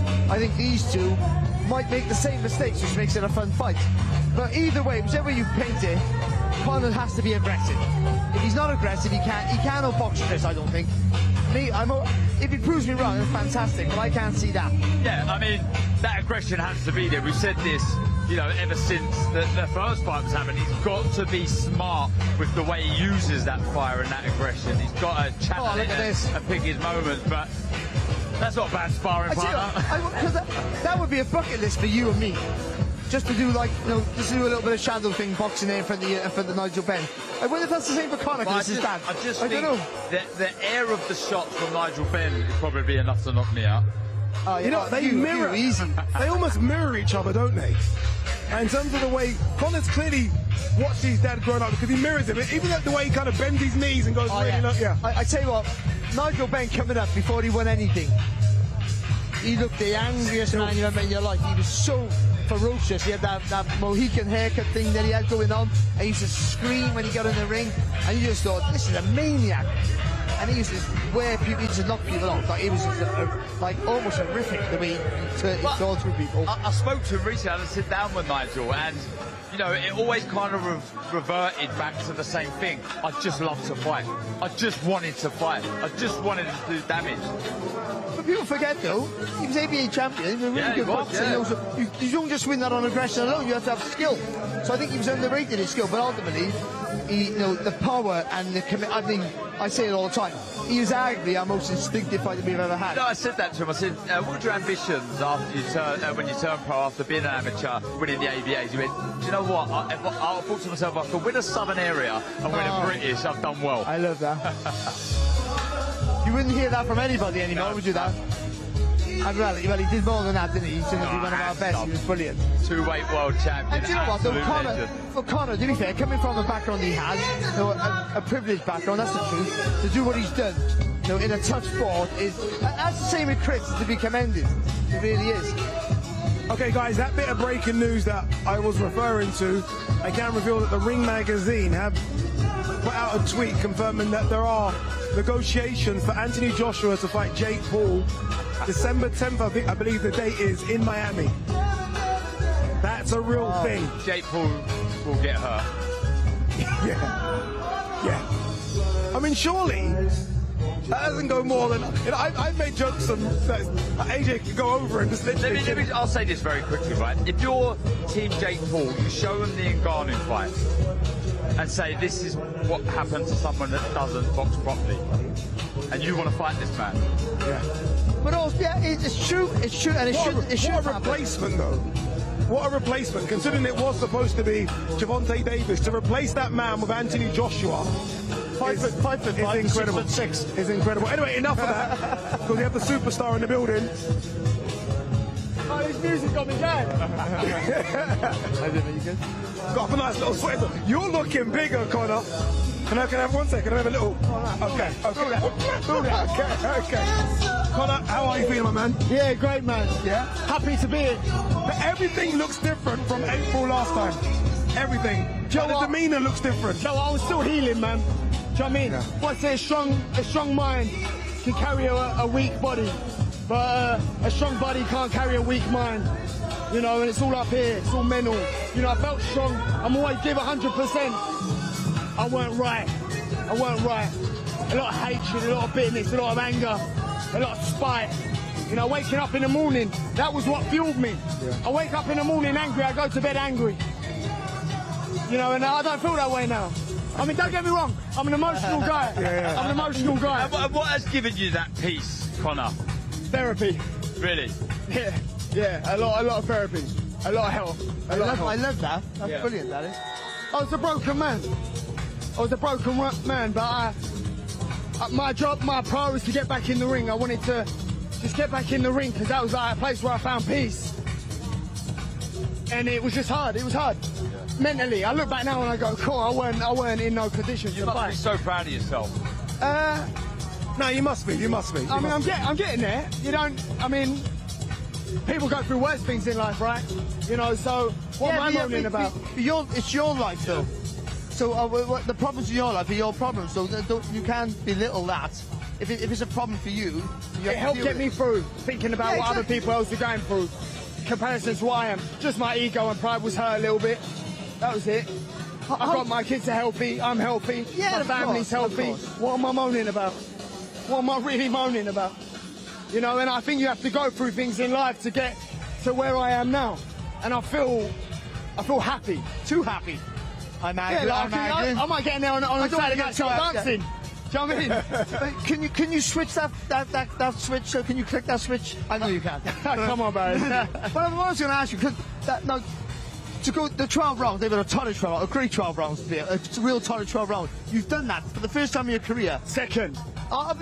For me, though, I think that was my first proper 12 round. That was look at it like that. Yeah, I think so. I think against a big guy like that, and you know now, you think we all think we can do it, but until you do, you don't know. Agreed. Now you know. Is that a daunting task, or do you keep strength for that? Listen, I don't like going 12 rounds. If I can close the show, I'll close the show. But ultimately, I know I could go 12 rounds with a much bigger man. Yeah. But not only him throw double the amount of punches, I was back in the gym on the Sunday. Oh, wow. You know, I was back in the gym on the Sunday. So if you look at the damage done in the fight, it felt like I barely took any damage. I didn't have no DOMs, I wasn't sore, I was ready to go again. I got straight on the phone to my team and said, listen, let's go again. Like, when can we go again? It was supposed to be September, I pushed back to November. For me, this is my last fight at 160. You know, I'm not much bigger than you, Barry. this is my... You calling me out? No, I'm not. Yeah. This is my last fight up at 160. And then I just can't wait to be done with this. I can't wait for this to be done. Never have to see his face ever again. Never have to hear it again. I can drop back down to 147 and pursue the goal me and my trainer and my team set out to achieve. And that was winning the world title. Hold on, no. If when you win, you're telling me there wouldn't be a third fight? No. I'm having a smile. So you sit there and you go, I delivered with the 2 fights. The big fights don't really happen these days because of the fighters, the promotional contracts. They don't deliver, they don't happen. I'm sitting now going, I'm set for life. Yeah. Could I fight again, do the trilogy for greed? Or could I fight for the world title? And I sit down and I go, I don't think I could live with myself if I passed up on the world title. I can't make 147 forever. And me spending another 6 months at 160, you can say goodbye to your 147 dreams. What a thing to be able to say at your age. I'm set for life. That's amazing. Take that and keep that in your head forever. That's until he starts thinking about yachts. No, and then he's going to want a bit more. But now, you can chase your ambition, though. Yeah, but I'm not fueled by that now. No, that's what I mean. No, the money's there. You can chase your ambition. I'm fueled to just got to say, no, I don't care what people say. It ain't about what anybody else says. For me to sit down with my coach with that WBC belt sitting there, and me and my trainer just sitting there going, Coach, we did it. Conor, you know when you said, I can't wait to get rid of this? Like, I can't wait to get into him. Yeah. Yeah. Is there not a part of you that's going to miss it? You're not going to miss it a little bit? There must be a part of you that's going to miss sitting across from him and all the drama. No. Just thinking about it. Just the way he talks. No. I've got to suffer him at a press conference tomorrow as well. Oh, God, give me strength. God, give me strength. Yeah, you're probably going to need some, actually, because you know what he's like already. Have you watched the first fight back a few times? I've watched it back twice. What did you make of your performance? What do I make of it? Here we go, little bits of it here. Yeah, hopefully it's not showing the bits where you're getting hit a bit. Okay, this is good. Oh, which part didn't I get hit? You got every round you guys were throwing leather. Like, do you know what? He's crafty in there. I didn't give him credit for that. You know, he's resilient, he's strong, he's athletic, he's got good work rate on him. I feel like I took his soul that night. I took a big part of it, and I'm going to take what's left of it Saturday. But ultimately, it takes two to tango. That fight wouldn't have been what it wouldn't have been if it was It changed. What? Just like that. But this is 30 seconds of laughing. Then. Yeah, no, you see, yeah. I like it. Don't think the switch, Barry. Don't think the switch. Conor, how did the size and the physical strength of Chris Eubank compare to others? You can feel the difference in there. I can feel the size difference. He absorbs the shots more. He's more resilient.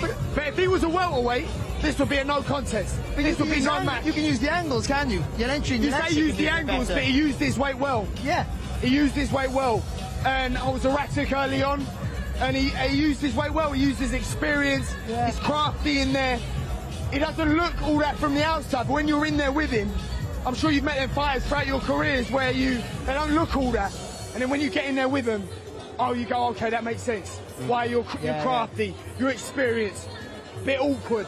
You know, he's a good fighter. I take my hat off to him. Conor, look, you've been here long enough. Go on, get going. Your dad's calling you as well. Your team are calling you. We're going to the gym. Yeah, you're going gym. We're going to gym. Okay, that's why you got to go. Conor, we'll see you tomorrow at the presser. Thank you very much. All right, good luck, mate. Feels strong, feels big. Fired up, I'll take that. Fired up as well. I love it. Yeah, I'm calm. As soon as he saw himself with Eubank on the screen, he was like, okay, you're ready to go. He changed me in like 20 He seconds. does look physically bigger though. I know you mentioned it, Darren. You can see it. The neck, the size of the back. I've tapped him on the shoulder a couple of times. I can feel the size there. He's a big boy. Yeah, but again, that'll help him to absorb the weight a little bit. But I still think it's all it is to get to the target, and then when he gets to the target, he's effective. It's getting to the target, his entry and exit. That's all it is for him. He needs to be smarter and quicker. And he didn't use the jab in the first fight. He was coming in with the right hand because he's seen the target. I think Eubank sits on that back foot with that left hand low, invites you to throw. Yeah. And I think he just fell into that trap, throwing that big right hand, which is the weapon he should throw, but you've got to get closer to throw it. That's all. This was nice to see, isn't it? This is what you want to see. If you are our age and you've grown up with Nigel, and to see this is sort of the stuff of two generations. Yeah, a man who's intent and loves to fight. You know, he's just a fighter born and bred. I was talking to Barry there, speaking to him recently, and that has been given to Conor as well. As we've said, he doesn't need to fight Conor, you know, and he's chosen to do this, and he's committed everything to it. And yeah, he's going to have to change a few things. Size looks good, but the mentality, the aura surrounding Conor Benn is good. One thing he said there, and he said a lot, but the one thing that stood out for me was 147. Because I look at him and think, you're a big boy. Especially now, especially when you've not been at 147 for the best part of 4 years. But it looks like he's determined to get back down to 147. But like putting on weight, reducing it has to take time. You can't just cut it really quick, because you'll lose all your natural strength and you'll be weak at that weight. So I think he has to go down slowly. I would say to super welter for a fight before he goes down to welter, if that's what he wants to do. But I'd like to see the ambition to want to try and fight for it and win a world title. And like I say, at his age, to say I'm set financially for life is like then you're in it for the glory, and I like that. You know, we spoke about this earlier, like no one caring too much about the O anymore. Obviously he's lost that. If he loses twice, does it damage the profile, the brand? If he does want to go down and fill stadiums? The way you say it is, I've lost twice to a middleweight. Yeah. You know, a fully fledged middleweight. I think when you're losing to different opponents, there's two names on your record.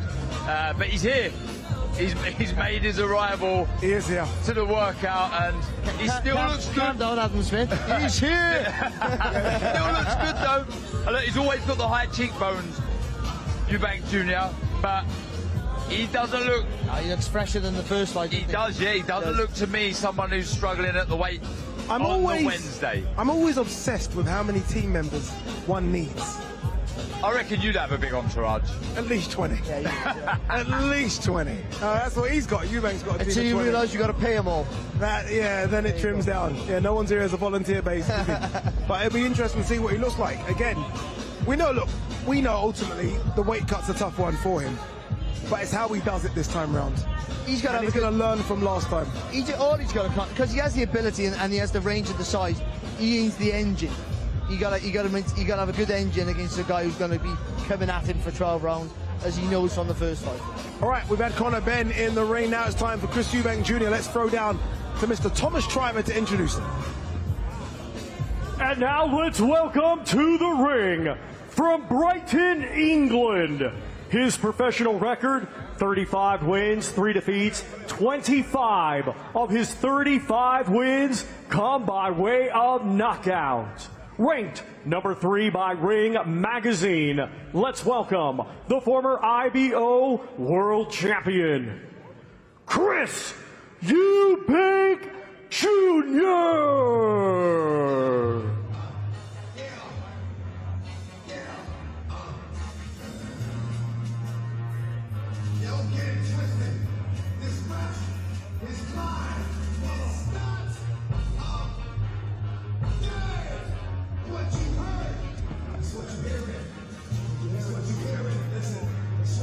All right, here we go. Chris Eubank Jr. in the ring, as is Bozy Ennis, as is the whole team as well, which hopefully means we get a bit of a workout from Chris Eubank Jr. Did I say Bozy Ennis? Bomac. Did I say Bozy Ennis? I did, didn't I? Yeah, Bomac. Sorry, Bomac. Too many bows around, too many bows around. You know what threw me actually is because I think Bozy said Jack Catchell was going to choose between him and Bomac. For a minute, I'm giving myself excuses. Anyway, look, before I trip up anymore, let's go down ringside. Tony Sims is with Jamie Ward. Okay, Tony, here we go. Again, part 2 between the sons, part 4 in the family history books. How pleased are you mentally, physically with where Conor's at this stage in comparison to April, perhaps? Yeah, listen, he was in good shape in April. He was in great shape, but obviously there was a lot of firsts that he had to get over. First fight at middleweight, first fight in a big stadium, topping the bill, you know, and first fight in 15 months. But he's done all that now, so he knows what's in front of him. His preparation's gone really well. I'm really pleased with the progress we've made. Made a lot of adjustments for this fight, and you know, he's really mentally and physically really ready to go on Saturday night. You weren't very happy with his performance, were you, Tony, first time in April? I wasn't happy with the performance. It's probably the worst I've seen him fight, but in saying that, as I said earlier, he had a lot of things mentally in front of him that he had to overcome, and bearing in mind, you know, he had all what went on before him, he had to overcome, and there was a lot of things that was running through his mind, so his mind's clear now, and he's in a mentally good place, and a lot of this sport, boxing, is about the mental side of it, and he's in a really good place, so Saturday night, you know, I am looking forward to him fighting Saturday night and putting in a very good performance. You can see Chris Eubank Jr. in the ring just behind us here, Tony. What do you make of the shape that he looks in at this stage of fight week? He looks in great shape. He looks like he prepared well. He always looks in great shape, and obviously we're expecting a very tough fight like last time. But I just think Conor will be better prepared, and I think mentally he's in a better place to fight. How are you feeling about coming up against Bomac as well? What do you think of Eubank's decision to bring him back into camp? Why do you think he's done that? Yeah, listen, he's having you know, he's having a great career at the minute. You know, he's just had Crawford win the Undisputed, so he's on a crest of a wave, and it goes like that with trainers. Sometimes you're up and sometimes you're down, but hopefully he starts coming down on this next fight. Just finally, Tony, you'll be asked this question a few times this week, but how do you see this being different, and more importantly, the Benns finally securing a win over the Eubanks? How does it happen? Yeah, that'd be a great feeling, you know, for the Benn family, especially to get that win over the Eubanks. And listen, we're confident in winning the fight, and really confident, and you know, we know it's going to be a difficult fight. It's always going to be hard because obviously the family history and the name, neither one of them want to lose the fight. So we know it's going to be an hard fight. We know Conor's got to go into the trenches at some stage of the fight. But I think he's prepared for that now, and he knows what's in front of him. And I really think that, you know, I really think he's going to put on a great performance on Saturday night. Great stuff, Tony. Best of luck to you this week as well, my friend. Darren, your former trainer there, Tony Sims, again, a man that doesn't really like being in front of the cameras, but every time he speaks, he does speak very, very well. And he has to come up with something special, doesn't he? In that corner to get Conor Benn through Chris Eubank Jr., we're going to need to see a Tony Sims masterclass. I tell you what, that man lives and breathes the sport. He loves it. He really does. He studies the game. He studies his opponents. He studies his own fighters. He studies fighters of the past. And yeah, very, very good at implementing game plans, and game plans that aren't overcomplicated. You know, keep it simple. I think sometimes this sport can be overcomplicated, and you know, he'll try and tidy up certain aspects of Conor Benn to make it more effective this time round. But yeah, a solid, sound man, an educated man when it comes to boxing, to be in your corner. And also, most important for Tony Sims, he has a real knack and ability to turn awful fighters into good fighters, doesn't he, Darren? I tell you now, there was only once, right, in that minute's rest, so calm, and he told me off once. In my 11th fight, I got knocked down twice, and I won't repeat what he said to me, but he told me off for leaning back on the road. Otherwise, very calm, very, well, I needed simple advice, but he never overcomplicated anything, and a minute, 50 seconds if you want, was enough for him to get exactly what he needed over to us. Yeah, it's taken about a minute, 50 seconds for Chris Eubank Jr. to get the gloves on here, which means he is going to hit the pads a little bit, which is good. I mean, I spoke about this at the top of the show. Some fighters do something, some fighters do nothing. Him and Conor are using this as a bit of a workout. Yeah, no, he'll take all the time to put the gloves on, throw 4 punches and take them off again. That's what he'll probably do. But Chris Eubank, he'll do it at his pace. He knows that. You can't dictate anything to him. We've seen that with the press conference in the past, with Eddie Hearn. He won't have a word in. I'll do it at my level, my pace, and you aren't going to work around me. And why not? You know, he's the star of the show. Certainly is. Let's not forget, he's the man that got the job done in April. He's the man favourite to get the job done again on Saturday, live on DAZN. Chris Eubank Jr. with new trainer Bo Mack. I say new trainer, it was the same trainer that got him arguably his career best performance against Liam Smith. Yeah, so why not go back to that guy? Yeah, there was a lot of questions, obviously, with that rematch with Smith, but he got stopped quite convincingly in the first fight, though he still disputes that he was in trouble, but he was. And to come back then in the second fight with a fantastic performance meant these two guys were a nice fit. And Tony Sims just staying ringside, catching a glimpse of Eubank training. I like that. You know, I like that because I always feel like if you can, why not? Some trainers just go, and I feel like you're not going to lose anything by staying for a couple of minutes and just seeing what they do. And he's not going to see anything either. So, I think it's just a show of presence. Yeah, I think that's it. And also, more than that, it's your due diligence, just in case. Yeah, he might twist an ankle, you know, and no one sees it, but he sees it. You go, hang on a minute. You know, he looked a bit dodgy with his elbow there. He flicked his arm up. Maybe he got a problem, and maybe not really committed with the right hand. Yeah, whatever. Yeah. The crowd, by the way, has completely swelled here now.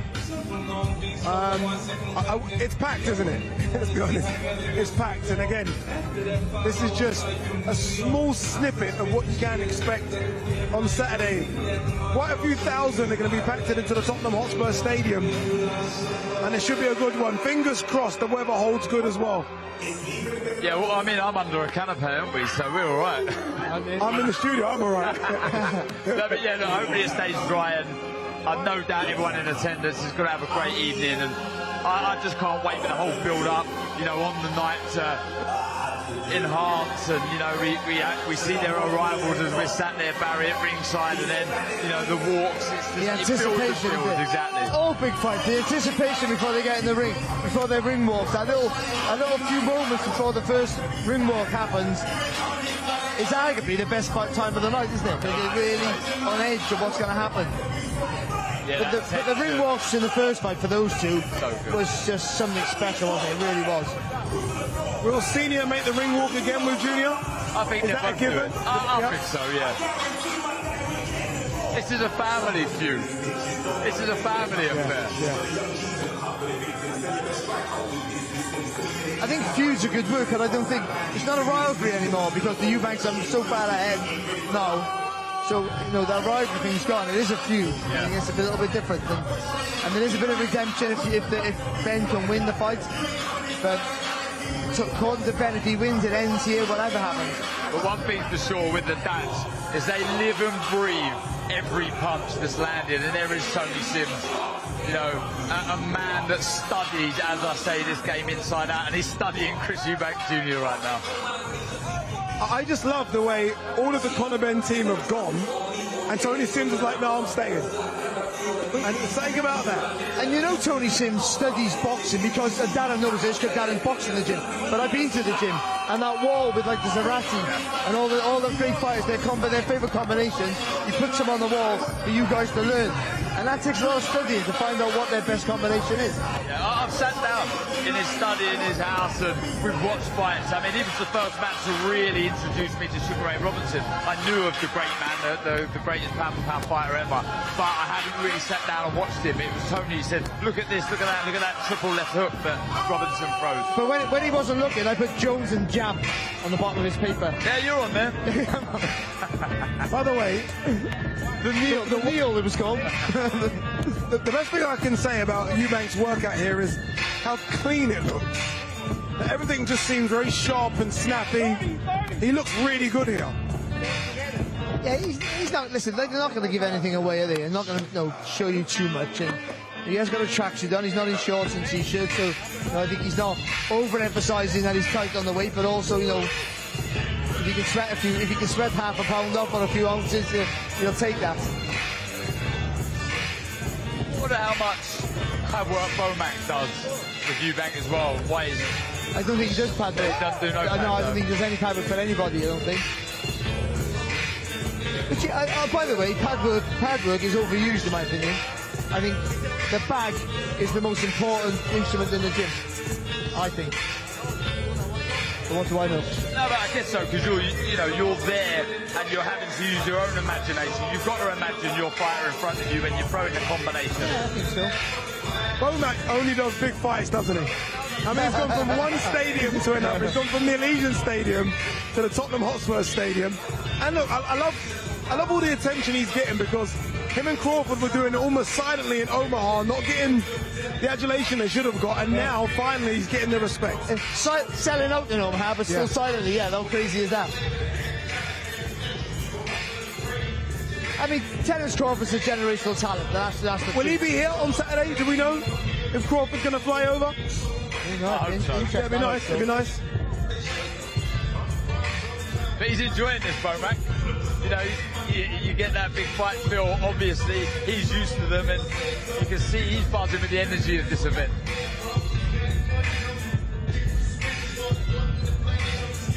I want to know what's in the bag that Beaumac's carrying. Interesting.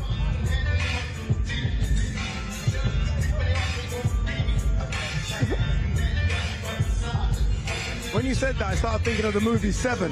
It's in that movie Seven. Yeah. What's in the box? What's in the box? What did you think that? I was thinking all the money. But a two-pack Shakur, Chris Eubank Jr. is getting warmed with. And I think that's it. I think he's kind of giving Beaumac the little head shake like we've done enough.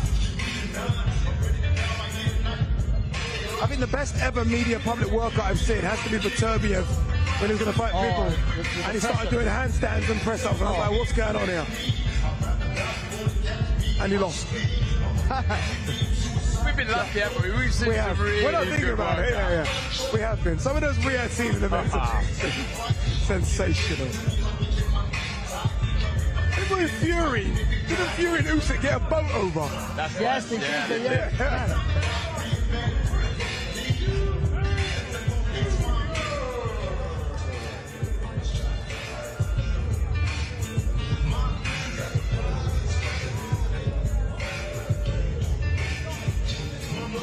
It's incredible to see some of these athletes in the ring, physical health, physically at their absolute peak.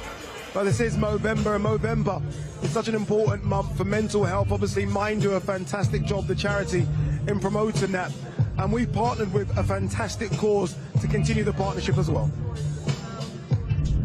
When you're on the ropes. You're on the ropes. When you're on the ropes. When you've been knocked down. You can feel like nobody's in your corner. And the hardest opponent to face sometimes can be yourself. You're on the ropes, but you don't want to show it. Toughen up. Be the boss. Don't cry. Keep it in. Shut it down. Say that. Keep it in. Until you find a space to finally let your guard down. It's okay to let your guard down. It's okay to let your guard down. It's okay to let your guard down. It's okay to let your guard down. Welcome to the Corner Club. Championing boys and men to open up. Don't throw in the towel. We're here to let you know it's okay and that you're never fighting alone. Being brave is asking for help. Real Bottle is saying the first few words. Sharing your pain, vulnerability, feelings. Through moving, talking, connecting, sharing, and healing. The Corner Club. There's always someone in your corner. There's always someone in your corner. There's always someone in your corner. There's always someone in your corner.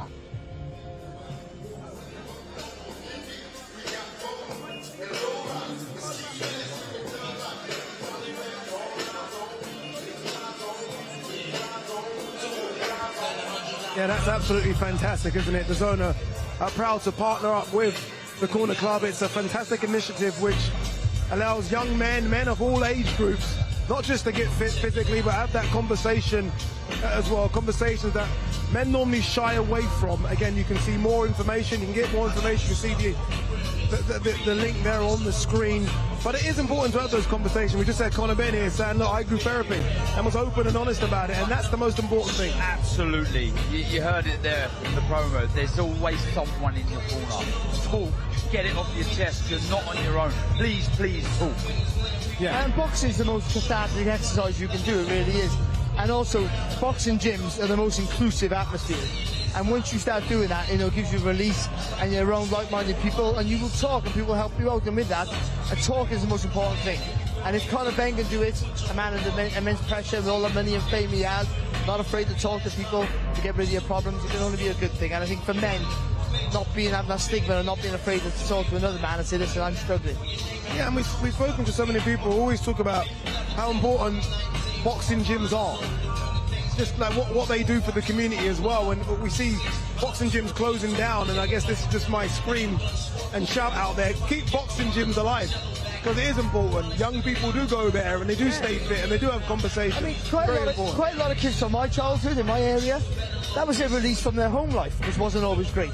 I mean, or whatever it is, or from gangs or whatever in other areas of the country. So, it's so important. And then you're around people and bonding friendships. You have friendships for life. And it can change you as a person and help you out. And once you have a bond with somebody, you're never afraid to pick up the phone. You're never afraid to answer a call. You're never afraid to talk to someone about your issues. And with that, it keeps you sane. I always hear the older generation talking about, in my day, there was a youth club, etc. Yeah. Well, the boxing clubs are youth clubs. Get down there. Not only are you keeping your body fit, you're keeping your mind fit. You're with like-minded people who are there to listen, there to help you on. The camaraderie in a boxing gym, although it's an individual sport, it's second to none. I'm telling you now, anyone that is struggling, get down a boxing gym, pick up the phone, talk to someone. I gotta say though, you said older generation, but I used to go to youth clubs, so I don't know. Yeah, you're in that generation. How many times have fighters always said the trainers are like father figures? Yeah. Because they're not just talking to you about what you're doing, they're talking to you about life outside as well. You have a little chat beforehand, don't you? Yeah, and the journey that you go on with that individual. There's blood, sweat and tears. There really are. It's a roller coaster. That the downs, there are no highs, and that's exactly what goes on in a boxing career. And fighters, the older fighters above you look up to. And they sometimes, and they just rub you on the head or oh, well done, mate. Or you boxing tomorrow, you all good luck, and they don't know you. Yeah. But what's that like? You're buzzing because he's won a British schoolboy title, or he's in the APAs or whatever, and you're thinking, you're looking up to people to look up to, people to inspire to be. All that. That's why it's so inclusive. Everything about it, and from wherever you're from, well, your colour, your religion, all these mean nothing. Absolutely. In boxing gyms. Yeah, it is fantastic. It's a great initiative, a great partnership as well. That's the DAZN and the Corner Club. Make sure you get involved. Honestly, really try and speak to someone, get down to a gym, get fit and have a conversation. I mean, two things that you should want to do. Yeah. Get fit and have a conversation. All right, we're wrapping up here.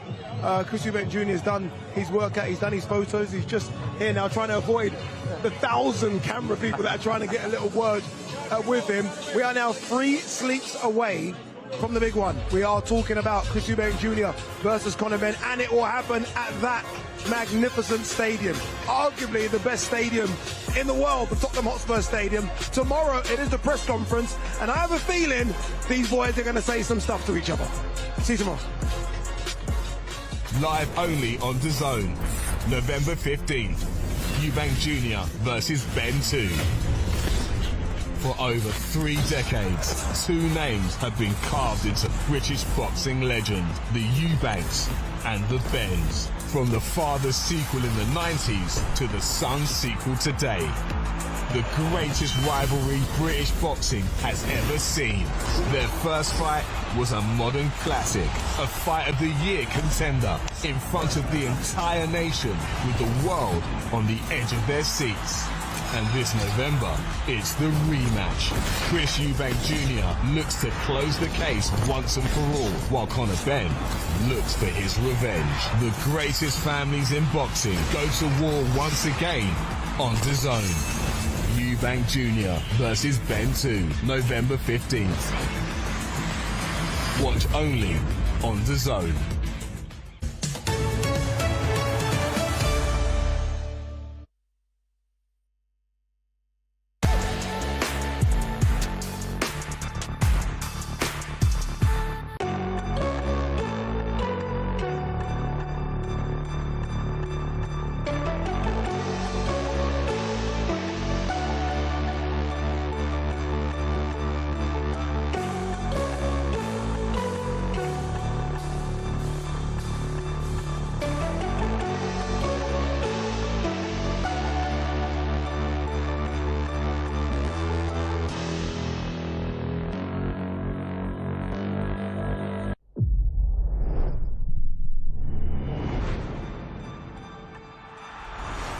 Don't miss the biggest nights in MMA.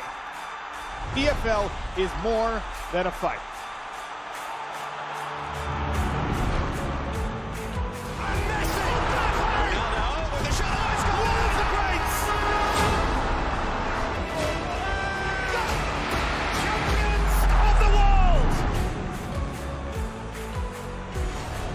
There's all to play for, which is so exciting. These teams have to come in here and give it their all.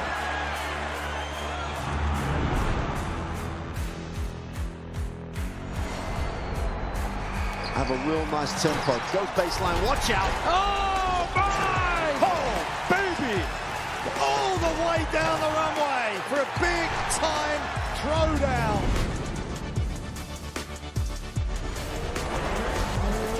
Well, that's a lot of fans out there. Look at that! The drama keeps continuing, Jenny. This is just brilliant.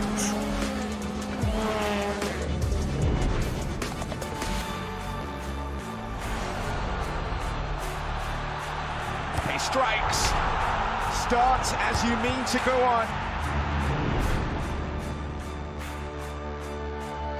But this is the danger of the top 2 guys and that nuclear weapon that is.